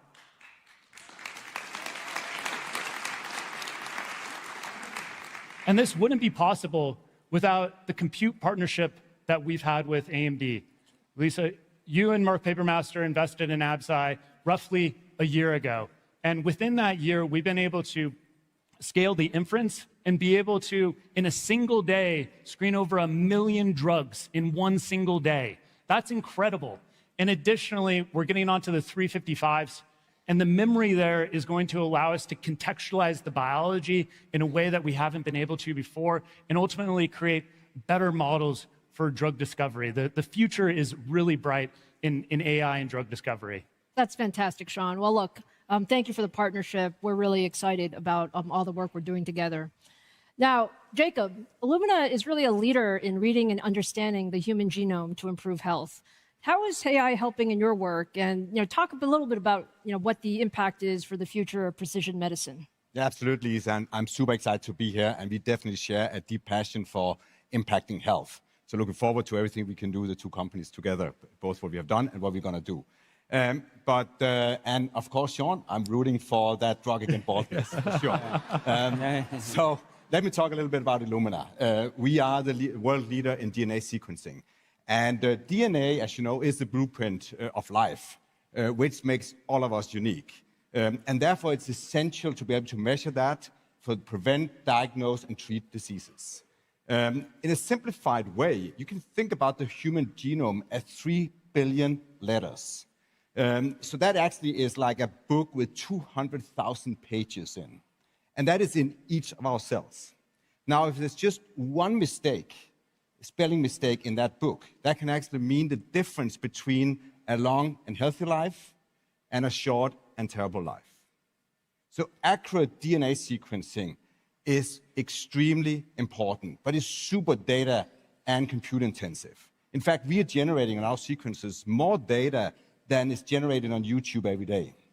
And therefore, the relationship with AMD is super important. We are using your FPGA and EPIC processes in our sequences every day, and that's the only way we can compute all that and translate that into insights. Over the past decade, our technology has already now been used, as we talked about, in drug discovery, but also impacting healthcare. Today, it's used for profiling terrible diseases like cancer and inherited diseases, and it's really very important to make sure, and we are impacting a lot of people's health out there and have saved a lot of millions of people's lives. But we're just getting started. But biology is super complex. So now, and our brain can't really comprehend all that. But the combination of using generative AI, genome, proteomics together is poised to completely change our understanding of biology over the next period of time. It will impact drug discovery, but it will also impact on how we prevent and treat early diseases. So really, it will change our way we think about longevity and healthier life. And we can only do that with the collaboration between us and all of us on the States and the whole ecosystem. So I'm really excited about that. That's fantastic, Jacob. And Ola, at AstraZeneca, you're scaling AI across one of the largest drug discovery pipelines there is. Talk about how AI is changing the way you develop new medicines. Okay, thanks, Lisa, and also thanks for the invitation. And so at AstraZeneca, we really apply AI end-to-end, from early drug discovery to manufacturing to healthcare delivery. And for us, AI is not only about productivity, it's a lot about innovation. How can we work in a different way? How can we do new things with AI? And one area that I'm personally very passionate about is how can we deliver candidate drugs quicker with the help of generative AI. So how we're working there is that we train our generative AI model on all our experimental data that we have generated over several decades. And then we use those models to virtually assess in the computer which hypotheses, which ideas of candidate drugs might work or not. And then we can assess millions of different potential candidate drugs. And then we take the best, only the one that we think is really good, into the experimental lab and really validate the hypothesis there. So we use our generative AI model to generate candidate drugs, to modify them, to optimize, to really reduce the number of experiments we need to do in the laboratory. And we are applying a new way of working through the whole AstraZeneca small molecule pipeline. And we see that we can deliver candidate drugs 50% faster with the new way of working, and also improve clinical success later.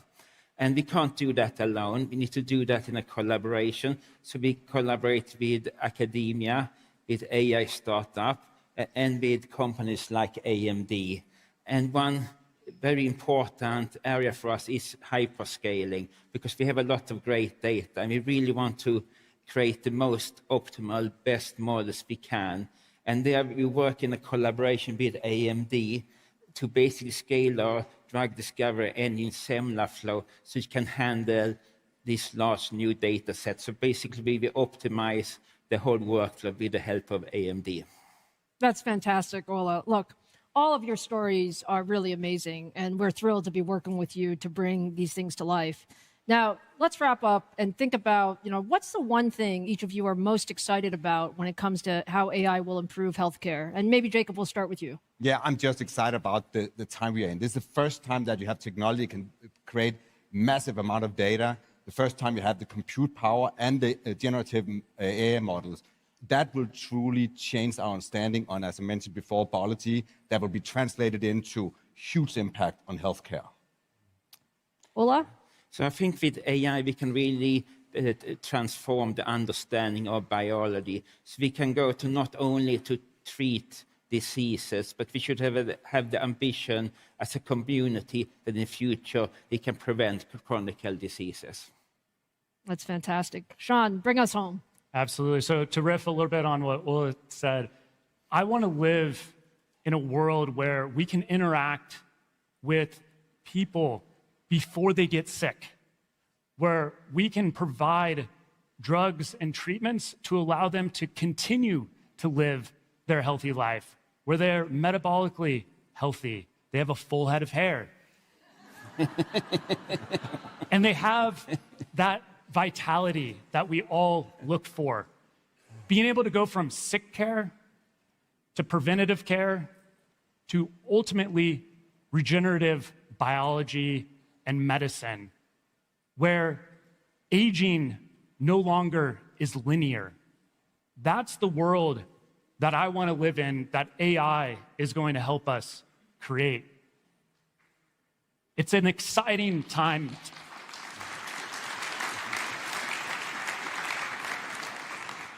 I think we can all say, Sean, we are super inspired. I mean, look, this is what I heard. We should expect AI should help us predict sickness, prevent sickness, and personalize treatments such that we can get really extend lives. And you guys are really at the forefront of it. So it is our honor to be your partner. Thank you each for joining us today. And we look forward to really, moving this frontier forward over the next few years together. Amazing. Thank you. Thank you. Thank you. Thank you.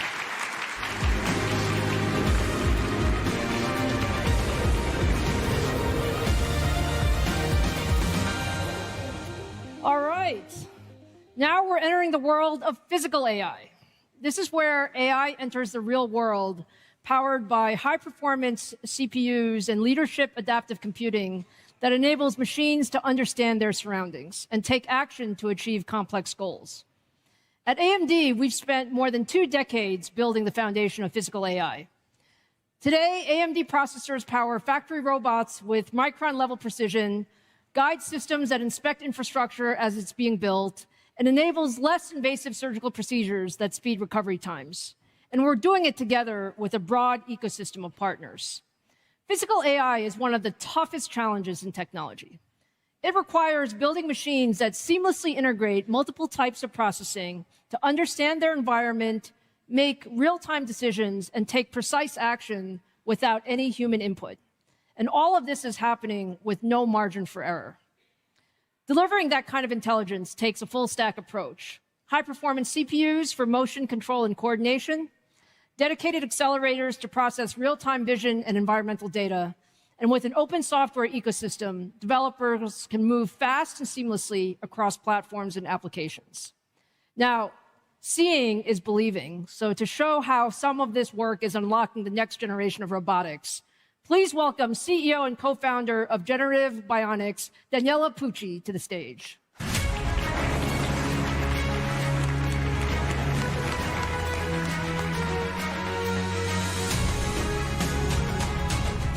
Hello, Danny. It's great to have you. Your team is doing some amazing work. Can you just give us some background about what you're doing? Lisa, Generative bionics is the industrial spin-out of more than 20 years of research in physical AI and biomechanics at the Italian Institute of Technology. But when we look back, actually, everything started from a simple but profound question. If an artificial agent needs to understand the human world, doesn't it need a human-like body to experience it? To answer this, we built some of the most advanced humanoid platforms in the world. iCab for cognitive research, then ErgoCab for safe industrial collaboration, and then we built IronCab, the only jet-powered flying humanoid robot in the world. Throughout the process of building these robots, however, Lisa, there has been one belief that has never changed. The real working technology is that one that amplifies human potential, and that is built around people, not the other way around. Now, this belief has become the mission of generative bionics, but to make it real, we need compute that is fast, deterministic, and local. In humanoids, for instance, touch, balance, and safety loops cannot wait for the cloud. That's why our collaboration with AMD is so fundamental. AMD, in fact, gives us a unified continuum from embedded and edge platforms, such as Reason AI Embedded and Versal AI Edge, running physical AI on the robot, to AMD CPUs and GPUs, powering simulation, training, and large-scale development. So, Lisa, one computer architecture from one partner end-to-end. I like that. I like that a lot. Now, look, let's talk a little bit about your philosophy and approach to, how are you building these things, and what are your use cases? We think, Lisa, that now humanoid robots have to be elevated to another level. Yeah. So our approach to physical AI is to build a platform around the humanoid robot. And then the platform is designed to achieve human-level intelligence, safe physical human-robot interaction, and engineered into real products. Now, let's start from the robot. Here, we are really inspired by biomechanics. In fact, if you look at human movements, they rely on fast reflexes. We walk by falling forward, and our nervous system basically exploits our biomechanics. So we are exploiting the same principles into our humanoid robots. Then humans basically learn also through touch, which is a primary source of intelligence. So we believe that humanoid robots really need the sense of touch. And finally, let's talk about the platform. So we are developing an open platform around the humanoid robot to enable the next generation of humanoid robots. So just to give an example, the same tactile sensors that we used for the humanoid robot, we are basically used also into a sensorized shoe that is being used in healthcare to help patients recover better and faster. But more importantly, the shoe acts as another robot sensor so that the robot has the feeling of whether or not and how to help the patient. So, Lisa, we are not building a robot. We are not only building a robot. We are not only building a product. We are building basically a platform to close the loop between humans and humanoid robots and enabling what we call human-centric physical AI. That's super cool, Denny. Now, we are at CES, and people like to see things. So what exciting news do you have for us? So, Lisa, we focused on a new product identity. And our first human robot design, basically that defines our DNA in terms of products, Gene 1. And I'm really happy to say that Gene 1 today has been ready to be released right now.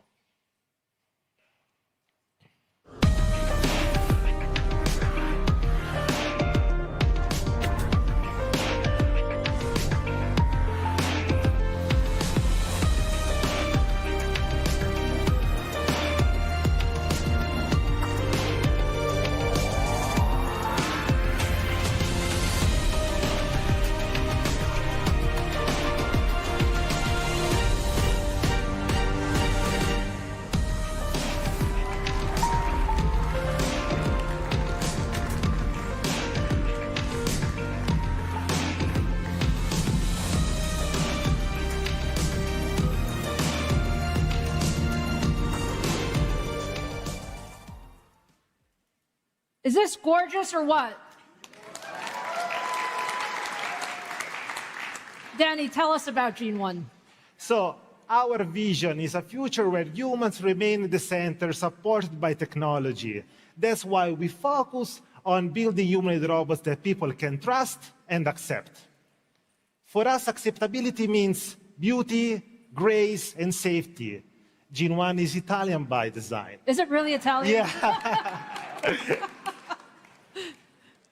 But basically, what really sets Gene 1 apart is touch. A distributed tactile skin across the robot body allows Gene 1 to feel pressure, contact, and intention, making touch a primary source of intelligence. Just to give you examples why this is so important, in factories, touch makes possible basically to allow human-robot collaboration. And in healthcare, that is going to be pivotal. Basically, a patient can hold the robot and he can feel how to help the patient in the best way. So this enables safer decisions and more natural interaction in the real world, powered by AMD compute platforms.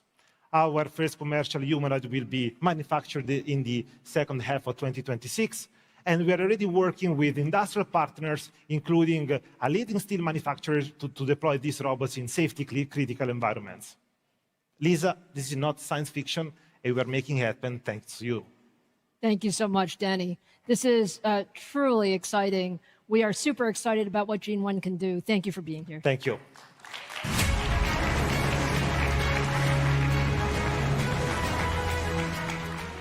Okay, now let's turn to one more demanding environment for robotics and automation, and that is space.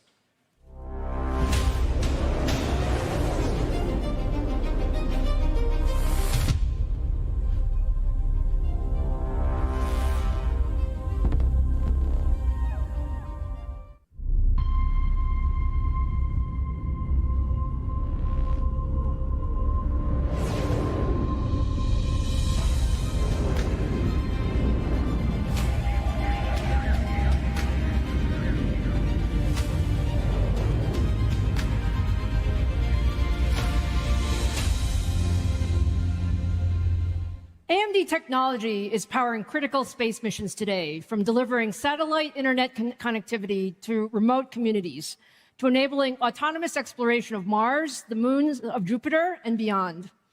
On Mars, AMD adaptive computing enables the Perseverance rover to operate autonomously. That same technology is also powering robotic systems at NASA, JPL, and both the European and Indian space agencies, delivering reliable compute in some of the harshest and most unforgiving environments. One of the leaders in space exploration and a company using AMD technology to help build the next generation of spacecraft and lunar infrastructure is Blue Origin. Please welcome John Koulouris, Senior Vice President of Lunar Permanence at Blue Origin, to the stage.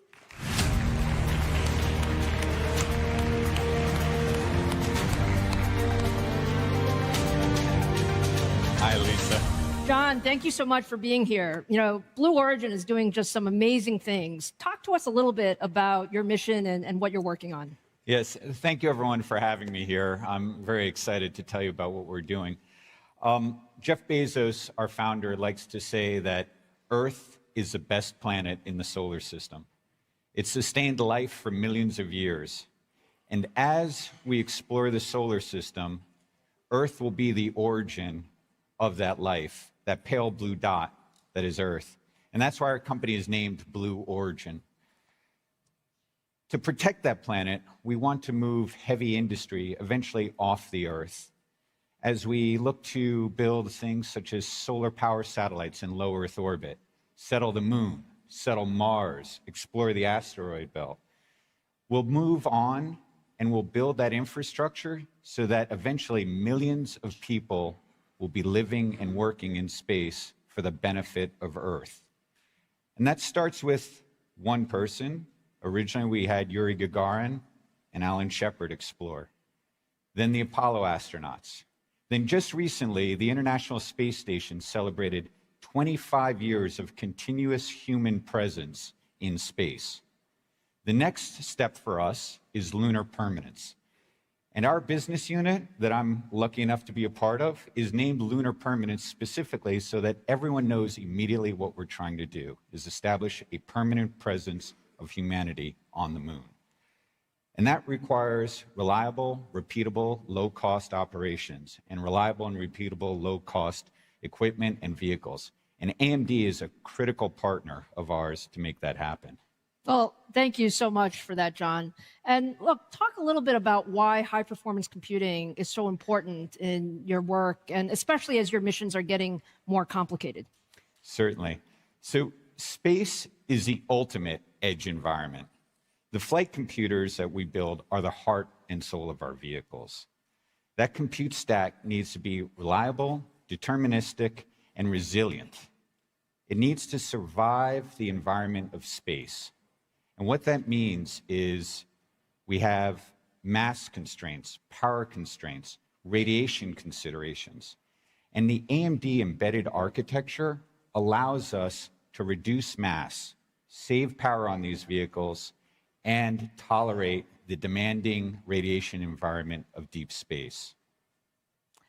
And I think when we think about all of this, looking ahead, talk a little bit about how AI is playing a bigger role in your future missions. Certainly. So AI's impact on Earth-based systems is well known. In fact, I've got to say, Lisa, and I kind of surprised you earlier today, AMD has been a phenomenal partner of Blue Origin. We, only a few months ago, started to talk to AMD about using the Versal 2 in our flight computer stack. And within a few months, the AMD team and the Blue Origin team worked tirelessly and were able to ship us units that we were then able to incorporate into development flight computers. We've now, in a couple of months, built the development flight computers that are flying in our vehicle testbed, and those will eventually power our Mark II lander. That Mark II lander will land astronauts on the moon as early as 2028. In fact, it was so impressive, we had a team of Blue Origin engineers working over the holidays, and we took the entire flight computer stack and were able to successfully simulate a landing on the moon. This has saved months and months of schedule. Now you take that to the AI use and how important it is for us. Right now at Blue Origin, AI use on Earth is critical. Every employee at Blue Origin has access to AI tools, whether it be for design, for analysis, for just basic pinging back and forth. AI has sped our development process so quickly that we're now looking, how do we bring this to spaceflight?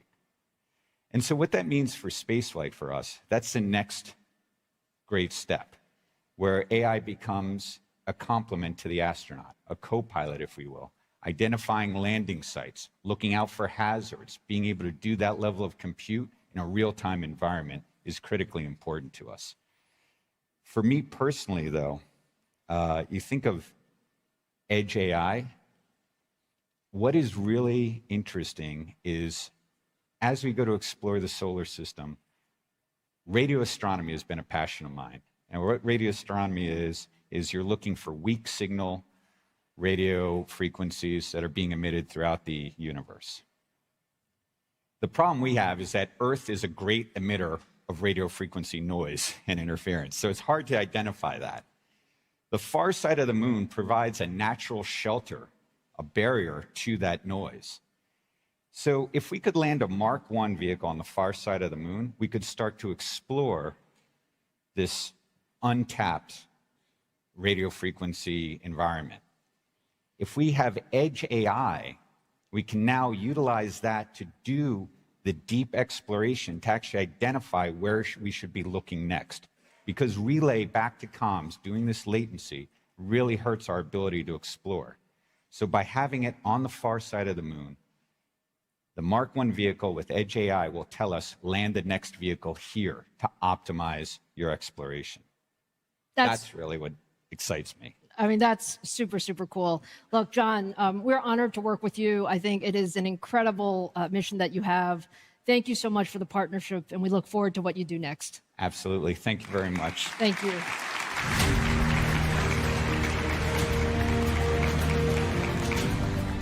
Okay, guys, now let's turn to our last chapter of the night, science, and the supercomputers used for the most advanced scientific research. We're incredibly...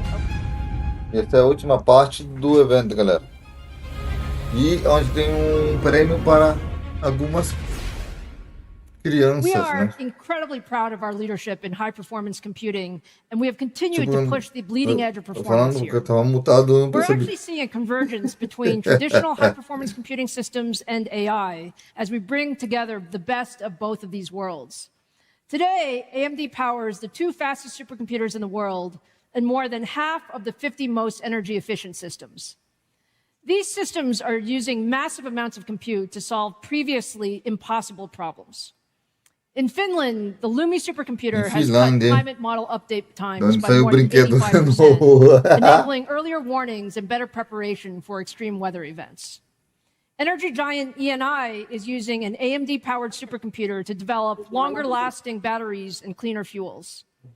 At Oak Ridge National Labs, the world's first exascale supercomputer is running Orbit 2, a hyper-resolution global model that allows us to predict unprecedented forecasting detail with nearly 99% accuracy. Dá para ela And at prever Lawrence Livermore National o Labs, tempo. the world's fastest supercomputer, El Capitan, is modeling how viruses might mutate and evolve, enabling scientists to design more resilient antibody treatments and respond faster to future pandemics. Going forward, there's a lot more that we can do to power the future of scientific discovery. We are actually working very closely with the U.S. Department of Energy and America's national labs as part of the Genesis mission. Genesis is a national program launched late last year to accelerate the convergence of AI, supercomputing, and quantum computing. Together with Oak Ridge National Labs, we recently announced 2 new supercomputers that are part of the Genesis mission. The Lux computer, that is the first dedicated US AI factory for science that will come online early this year. And Discovery, the next flagship supercomputer planned in 2028. E o próximo em Genesis is the 2028. most ambitious public-private technology initiative in decades. Leading this historic effort is Michael Kratsios, who has shaped national policy at the highest levels as a former US CTO and Undersecretary of Defense for Research and Engineering. Please join me in welcoming the President's Chief Science and Technology Policy Advisor, Michael Kratsios, to the stage. E, inclusive, vamos entregar uns prêmios para umas crianças aqui nesse pedaço aqui. Eu sei porque esse evento é a segunda vez que eu estou gravando, honestamente. Porque a primeira vez que eu gravo, não estava gravando. Thank you so much for being here. I know just how busy you are. You've described this Genesis mission as a real moonshot with the largest mobilization of federal scientific resources in decades. Can you talk a bit about why Genesis is so important? The Genesis mission is a great example of how President Trump has moved fast in less than a year in order for the U.S. to lean in and win the AI race. Genesis is the largest marshaling of federal scientific resources in recent history, and a scale and urgency at the Apollo mission or even the Manhattan Project. Mas aqui é para dar lua. Vão ficar no do Apollo, que Apollo, justamente falando em Apollo, a viagem da Lua vai ser no final deste ano. Não, agora de março, 23 de março, a Apollo voltará para a Lua. Então, ele está falando do Apollo, mas daqui a pouquinho vão entregar uns prêmios para umas crianças que fizeram um robô bem maroto. Integrating this data, the Genesis mission leverages the power of AI to automate experiment design, to accelerate simulations, and generate predictive models that accelerate federal R&D productivity. Priority areas of focus include the greatest scientific challenges of our time that can dramatically improve our nation's economic and national security. These span biotechnology, critical minerals, nuclear energy, space exploration, quantum, semiconductors, electronics. And a few weeks from now, a few weeks ago, we announced the first wave of industry partnerships with the Genesis mission, and that included AMD. So thank you for that. As a next step, we're working towards bringing even more federal resources into the Genesis mission, and this is going to include a variety of agencies, including the National Science Foundation, National Institutes for Health, and the National Institute for Standards and Technology. Well, look, thank you, Michael. We are very proud to be part of Genesis, super excited. If you look back, so many of the technologies that we have today really started with long-term public and private partnerships. So where do you see Genesis actually making the biggest impact beyond science? Minutos, hein? Vamos ver aqui. Well, through Genesis, we will create the world's Pode uns 10, largest 15 and minutos para highest terminar mais ou menos o quality evento. scientific data sets to Ou train menos. the next generation of AI systems, pushing them beyond their current mastery of language and code into the realm of science. Now, as you can imagine, this will lead to tremendous spillover effects across healthcare, drug discovery, energy, and manufacturing. Fundamentally, we are seeing a massive shift in America's science and technology. Ela me lembra enterprise. uma professora We que eu are tive now na in a place where the U.S. government, private sector, and universities together are investing over $1 trillion in R&D every year, with the private sector leading the way by carrying out 2/3 of that R&D alone. Now, the Genesis mission understands this and leverages the full strength of that entire ecosystem. That's wonderful, Michael. Now, we have talked a lot about how important it is for the U.S. to lead in AI. Can you talk about what are the biggest things that we must do to get right such that we lead in AI? Absolutely. There are 3 strategic priorities the U.S. needs to get right, as laid out in President Trump's AI IA da forma The correta. first is we need to remove barriers to innovation and accelerate research and development. We are already at work looking for regulatory roadblocks to innovation and seeing where we can update or remove them entirely. This effort will ensure the U.S. is a home for the next great technologies to be created and to be commercialized. Next, we need to get AI infrastructure and energy production right. We've taken significant actions to streamline permitting to data center construction and support all forms of energy, including advanced nuclear reactors. Looking beyond our borders, it's all about AI diplomacy and exporting American technologies to the world. Que parte dessas The U.S. ideias government dele é is para underway in 2028. establishing the American AI Export Program to bring American innovators and innovations to our partners and allies around the world. The Department of Commerce will be issuing an RFP this month seeking proposals to create a turnkey AI stack, including everything from infrastructure to chips to models and applications. No site Last but not least, another strategic priority for Ele President falou, Trump and First Lady até Melania dia Trump 20. is AI and education. I talked earlier about winning the AI race. Focusing on AI and education is about truly winning our AI future today. It starts by helping parents and teachers and students navigate AI's opportunities and challenges in the classroom. Ó, que legal essa aí, eu gostei In a disso aí. matter of months, we are seeing As tremendous outras IAs que participation mostraram with over antes 5,000 dele, students and 1,000 educators a que a moça across mostrou all de 50 states cabelo signing preto, up pintado for de the preto, presidential antes AI dele. challenge. Gostei Now, muito daquele IA submissions close on January 20th, dela. so please visit AI.gov to participate. Ó, And IA also da look Gov. for these regional competitions that are ultimately going to culminate at a championship at the White Eu vou me House. inscrever, this summer. galera.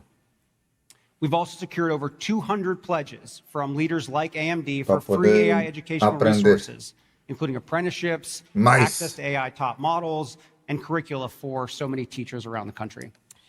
Michael, look, we're incredibly proud to support E the até AI dia 20 Education que Pledge vai and really estar to help disponível, né? expand access to AI education with more hands-on opportunities for students to learn and Hoje é build. 8, That's então why we've actually committed $150 million to programs that bring AI into more classrooms and communities across the country.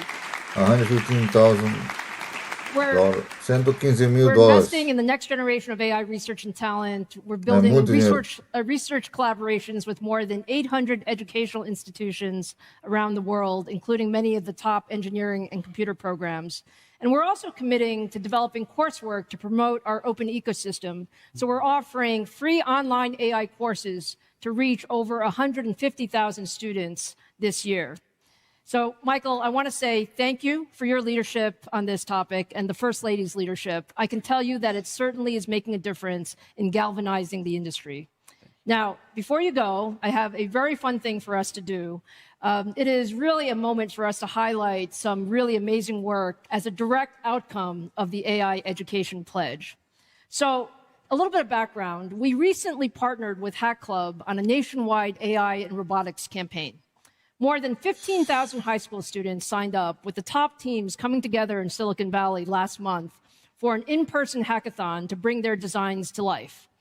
It's actually incredible to see what these students were able to build in just one weekend. Da robótica. You can imagine it was a little bit competitive at this hackathon, and as part of the recognition, we invited the top 3 teams to be here at CES, right here in the front row, so they could experience the biggest tech event of the year firsthand, and we could congratulate them in person. So let's give them a big round of applause.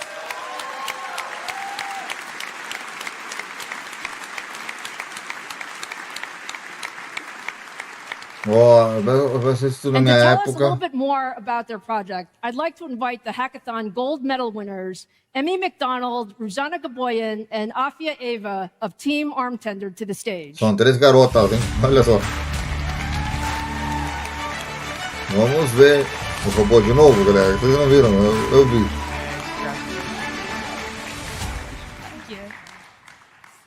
All right, you guys are amazing. Congratulations on the incredible work. Now, before you talk about the project, can you just share a little bit about yourselves, like where are you from and when did you start coding? Sure. I'm Emmy, I'm 17, and I'm from Chapel Hill, North Carolina. I started coding when I was around 12, and I joined Hack Club when I was 16. Good evening, everyone. It's great to see you all. My name is Ruzana Gaboyan, and I'm a 17-year-old student from Cleveland, Ohio. I started coding when I was 12, and I joined Hack Club as soon as I turned 16. Hi, everyone. My name is Afia. I'm 18 from Beaver Dam, Wisconsin. I started coding about 2 years ago through Hack Club. That is fantastic. Now, tell us a little bit about your project. Of course. Together with Ruzana and Afia, my Hack Club teammates, we built an AI robot barista. It's a robotic arm that autonomously serves beverages using a motorized wheel that spins to select a soft drink. We trained a single unified vision language model to multitask using the AMD Developer Cloud with MI300X GPUs. Isso, a Maria Clara vai gostar de ver esse pedaço aqui do on an vídeo. AMD Ryzen AI laptop using 3 cameras. And we came to the hackathon with no previous AI training experience. Princesa do elemento. Now, can you believe that? No previous AI training experience, and this is what they did? Essa é a parte que a Maria Clara vai gostar. You guys are clearly doing great things. Just give me an idea, like what are you most excited about working on next? Thanks so much, Lisa. So my mom actually works at our local fire department. She's in the audience. Hi, Mom. And she is a former firefighter. One thing that we noticed when training Arm Tender is that it was able to capture complex human behaviors. Like, Olha a it was ideia able to dela, try hein? again to Entrar go again after it o missed robô it, antes dos without us bombeiros programming that nos specifically. prédios. I want to build Não a estiverem robot that can be used pegando in fogo. firefighting to go into building fires, encase the building before firefighters go in. And the complexity of motion that we saw Então, AI isso que exhibit will ela- make that possible in a way that wasn't before. Que é muito bom, que os robôs entrem primeiro. Para ver a situação, para poder resgatar as pessoas. Well, look, we are all about encouraging and inspiring young people to pursue their dreams. And tonight, we actually have a special surprise for you guys. So AMD is awarding each of you a $20,000 educational grant to invest in your future as innovators. Cada uma das 3 ganhou 25 mil dólares. Thank you so much. Thank you so much. Investir no sonho delas. Look, you guys are just a great example of what the AI Education Pledge is all about, because what you've created, it's clear that there's so much we can do. So congratulations to all of you. And Michael, thank you for being here and really helping bridge all of this together. We appreciate everything you're doing for the country and for the industry. Thank you so much. Thank you, guys. Congratulations.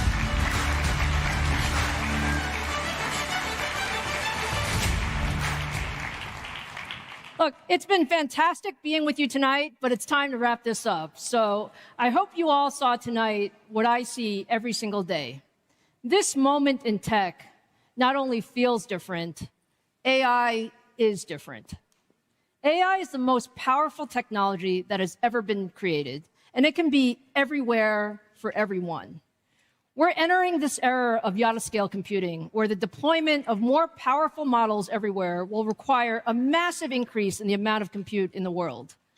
Meeting that demand will take a broad portfolio of solutions from the largest systems in the cloud to AI PCs to embedded computing. And just as important, it takes an open ecosystem built on industry standards. That's what you saw on stage tonight. We wanted to bring you the entire spectrum, from amazing technology to deep co-innovation with industry leaders across the ecosystem to very strong public-private partnerships. All of us are working together to bring AI everywhere for everyone. On behalf of the 30,000 AMDers around the world, we're proud to be building the future together with all of you, because the world's most important challenges can only be solved by bringing the industry ecosystem together. Thank you for joining us tonight, and enjoy the rest of CES 2026. Muito bem, galera. Esse ha sido o evento da CES 2026, o primeiro deles, né? Amanhã eu vou estar trazendo mais do evento da CES para vocês.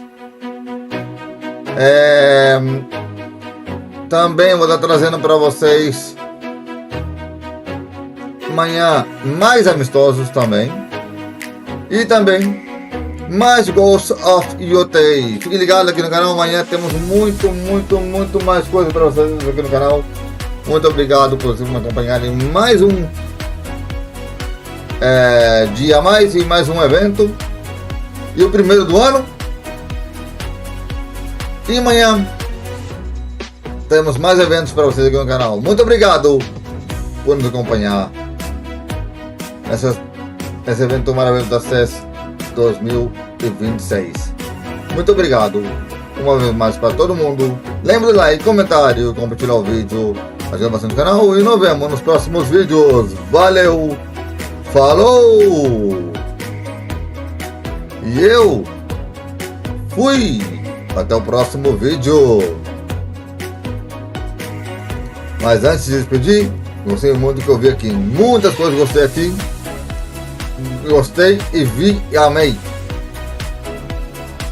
Eu tinha feito até uma tradução bonita na anterior, né? Mas não deu. Mas eu gostei de algumas IAs que tiveram aqui para vocês e para mim também. Eu vou testar depois a Lumiai para ver como ela é. Muito obrigado a todos uma vez mais. Agora sim, vou ficando por aqui. Valeu, falou. Agora sim, eu fui. Até o próximo vídeo. Tchau, tchau, tchau, tchau, tchau.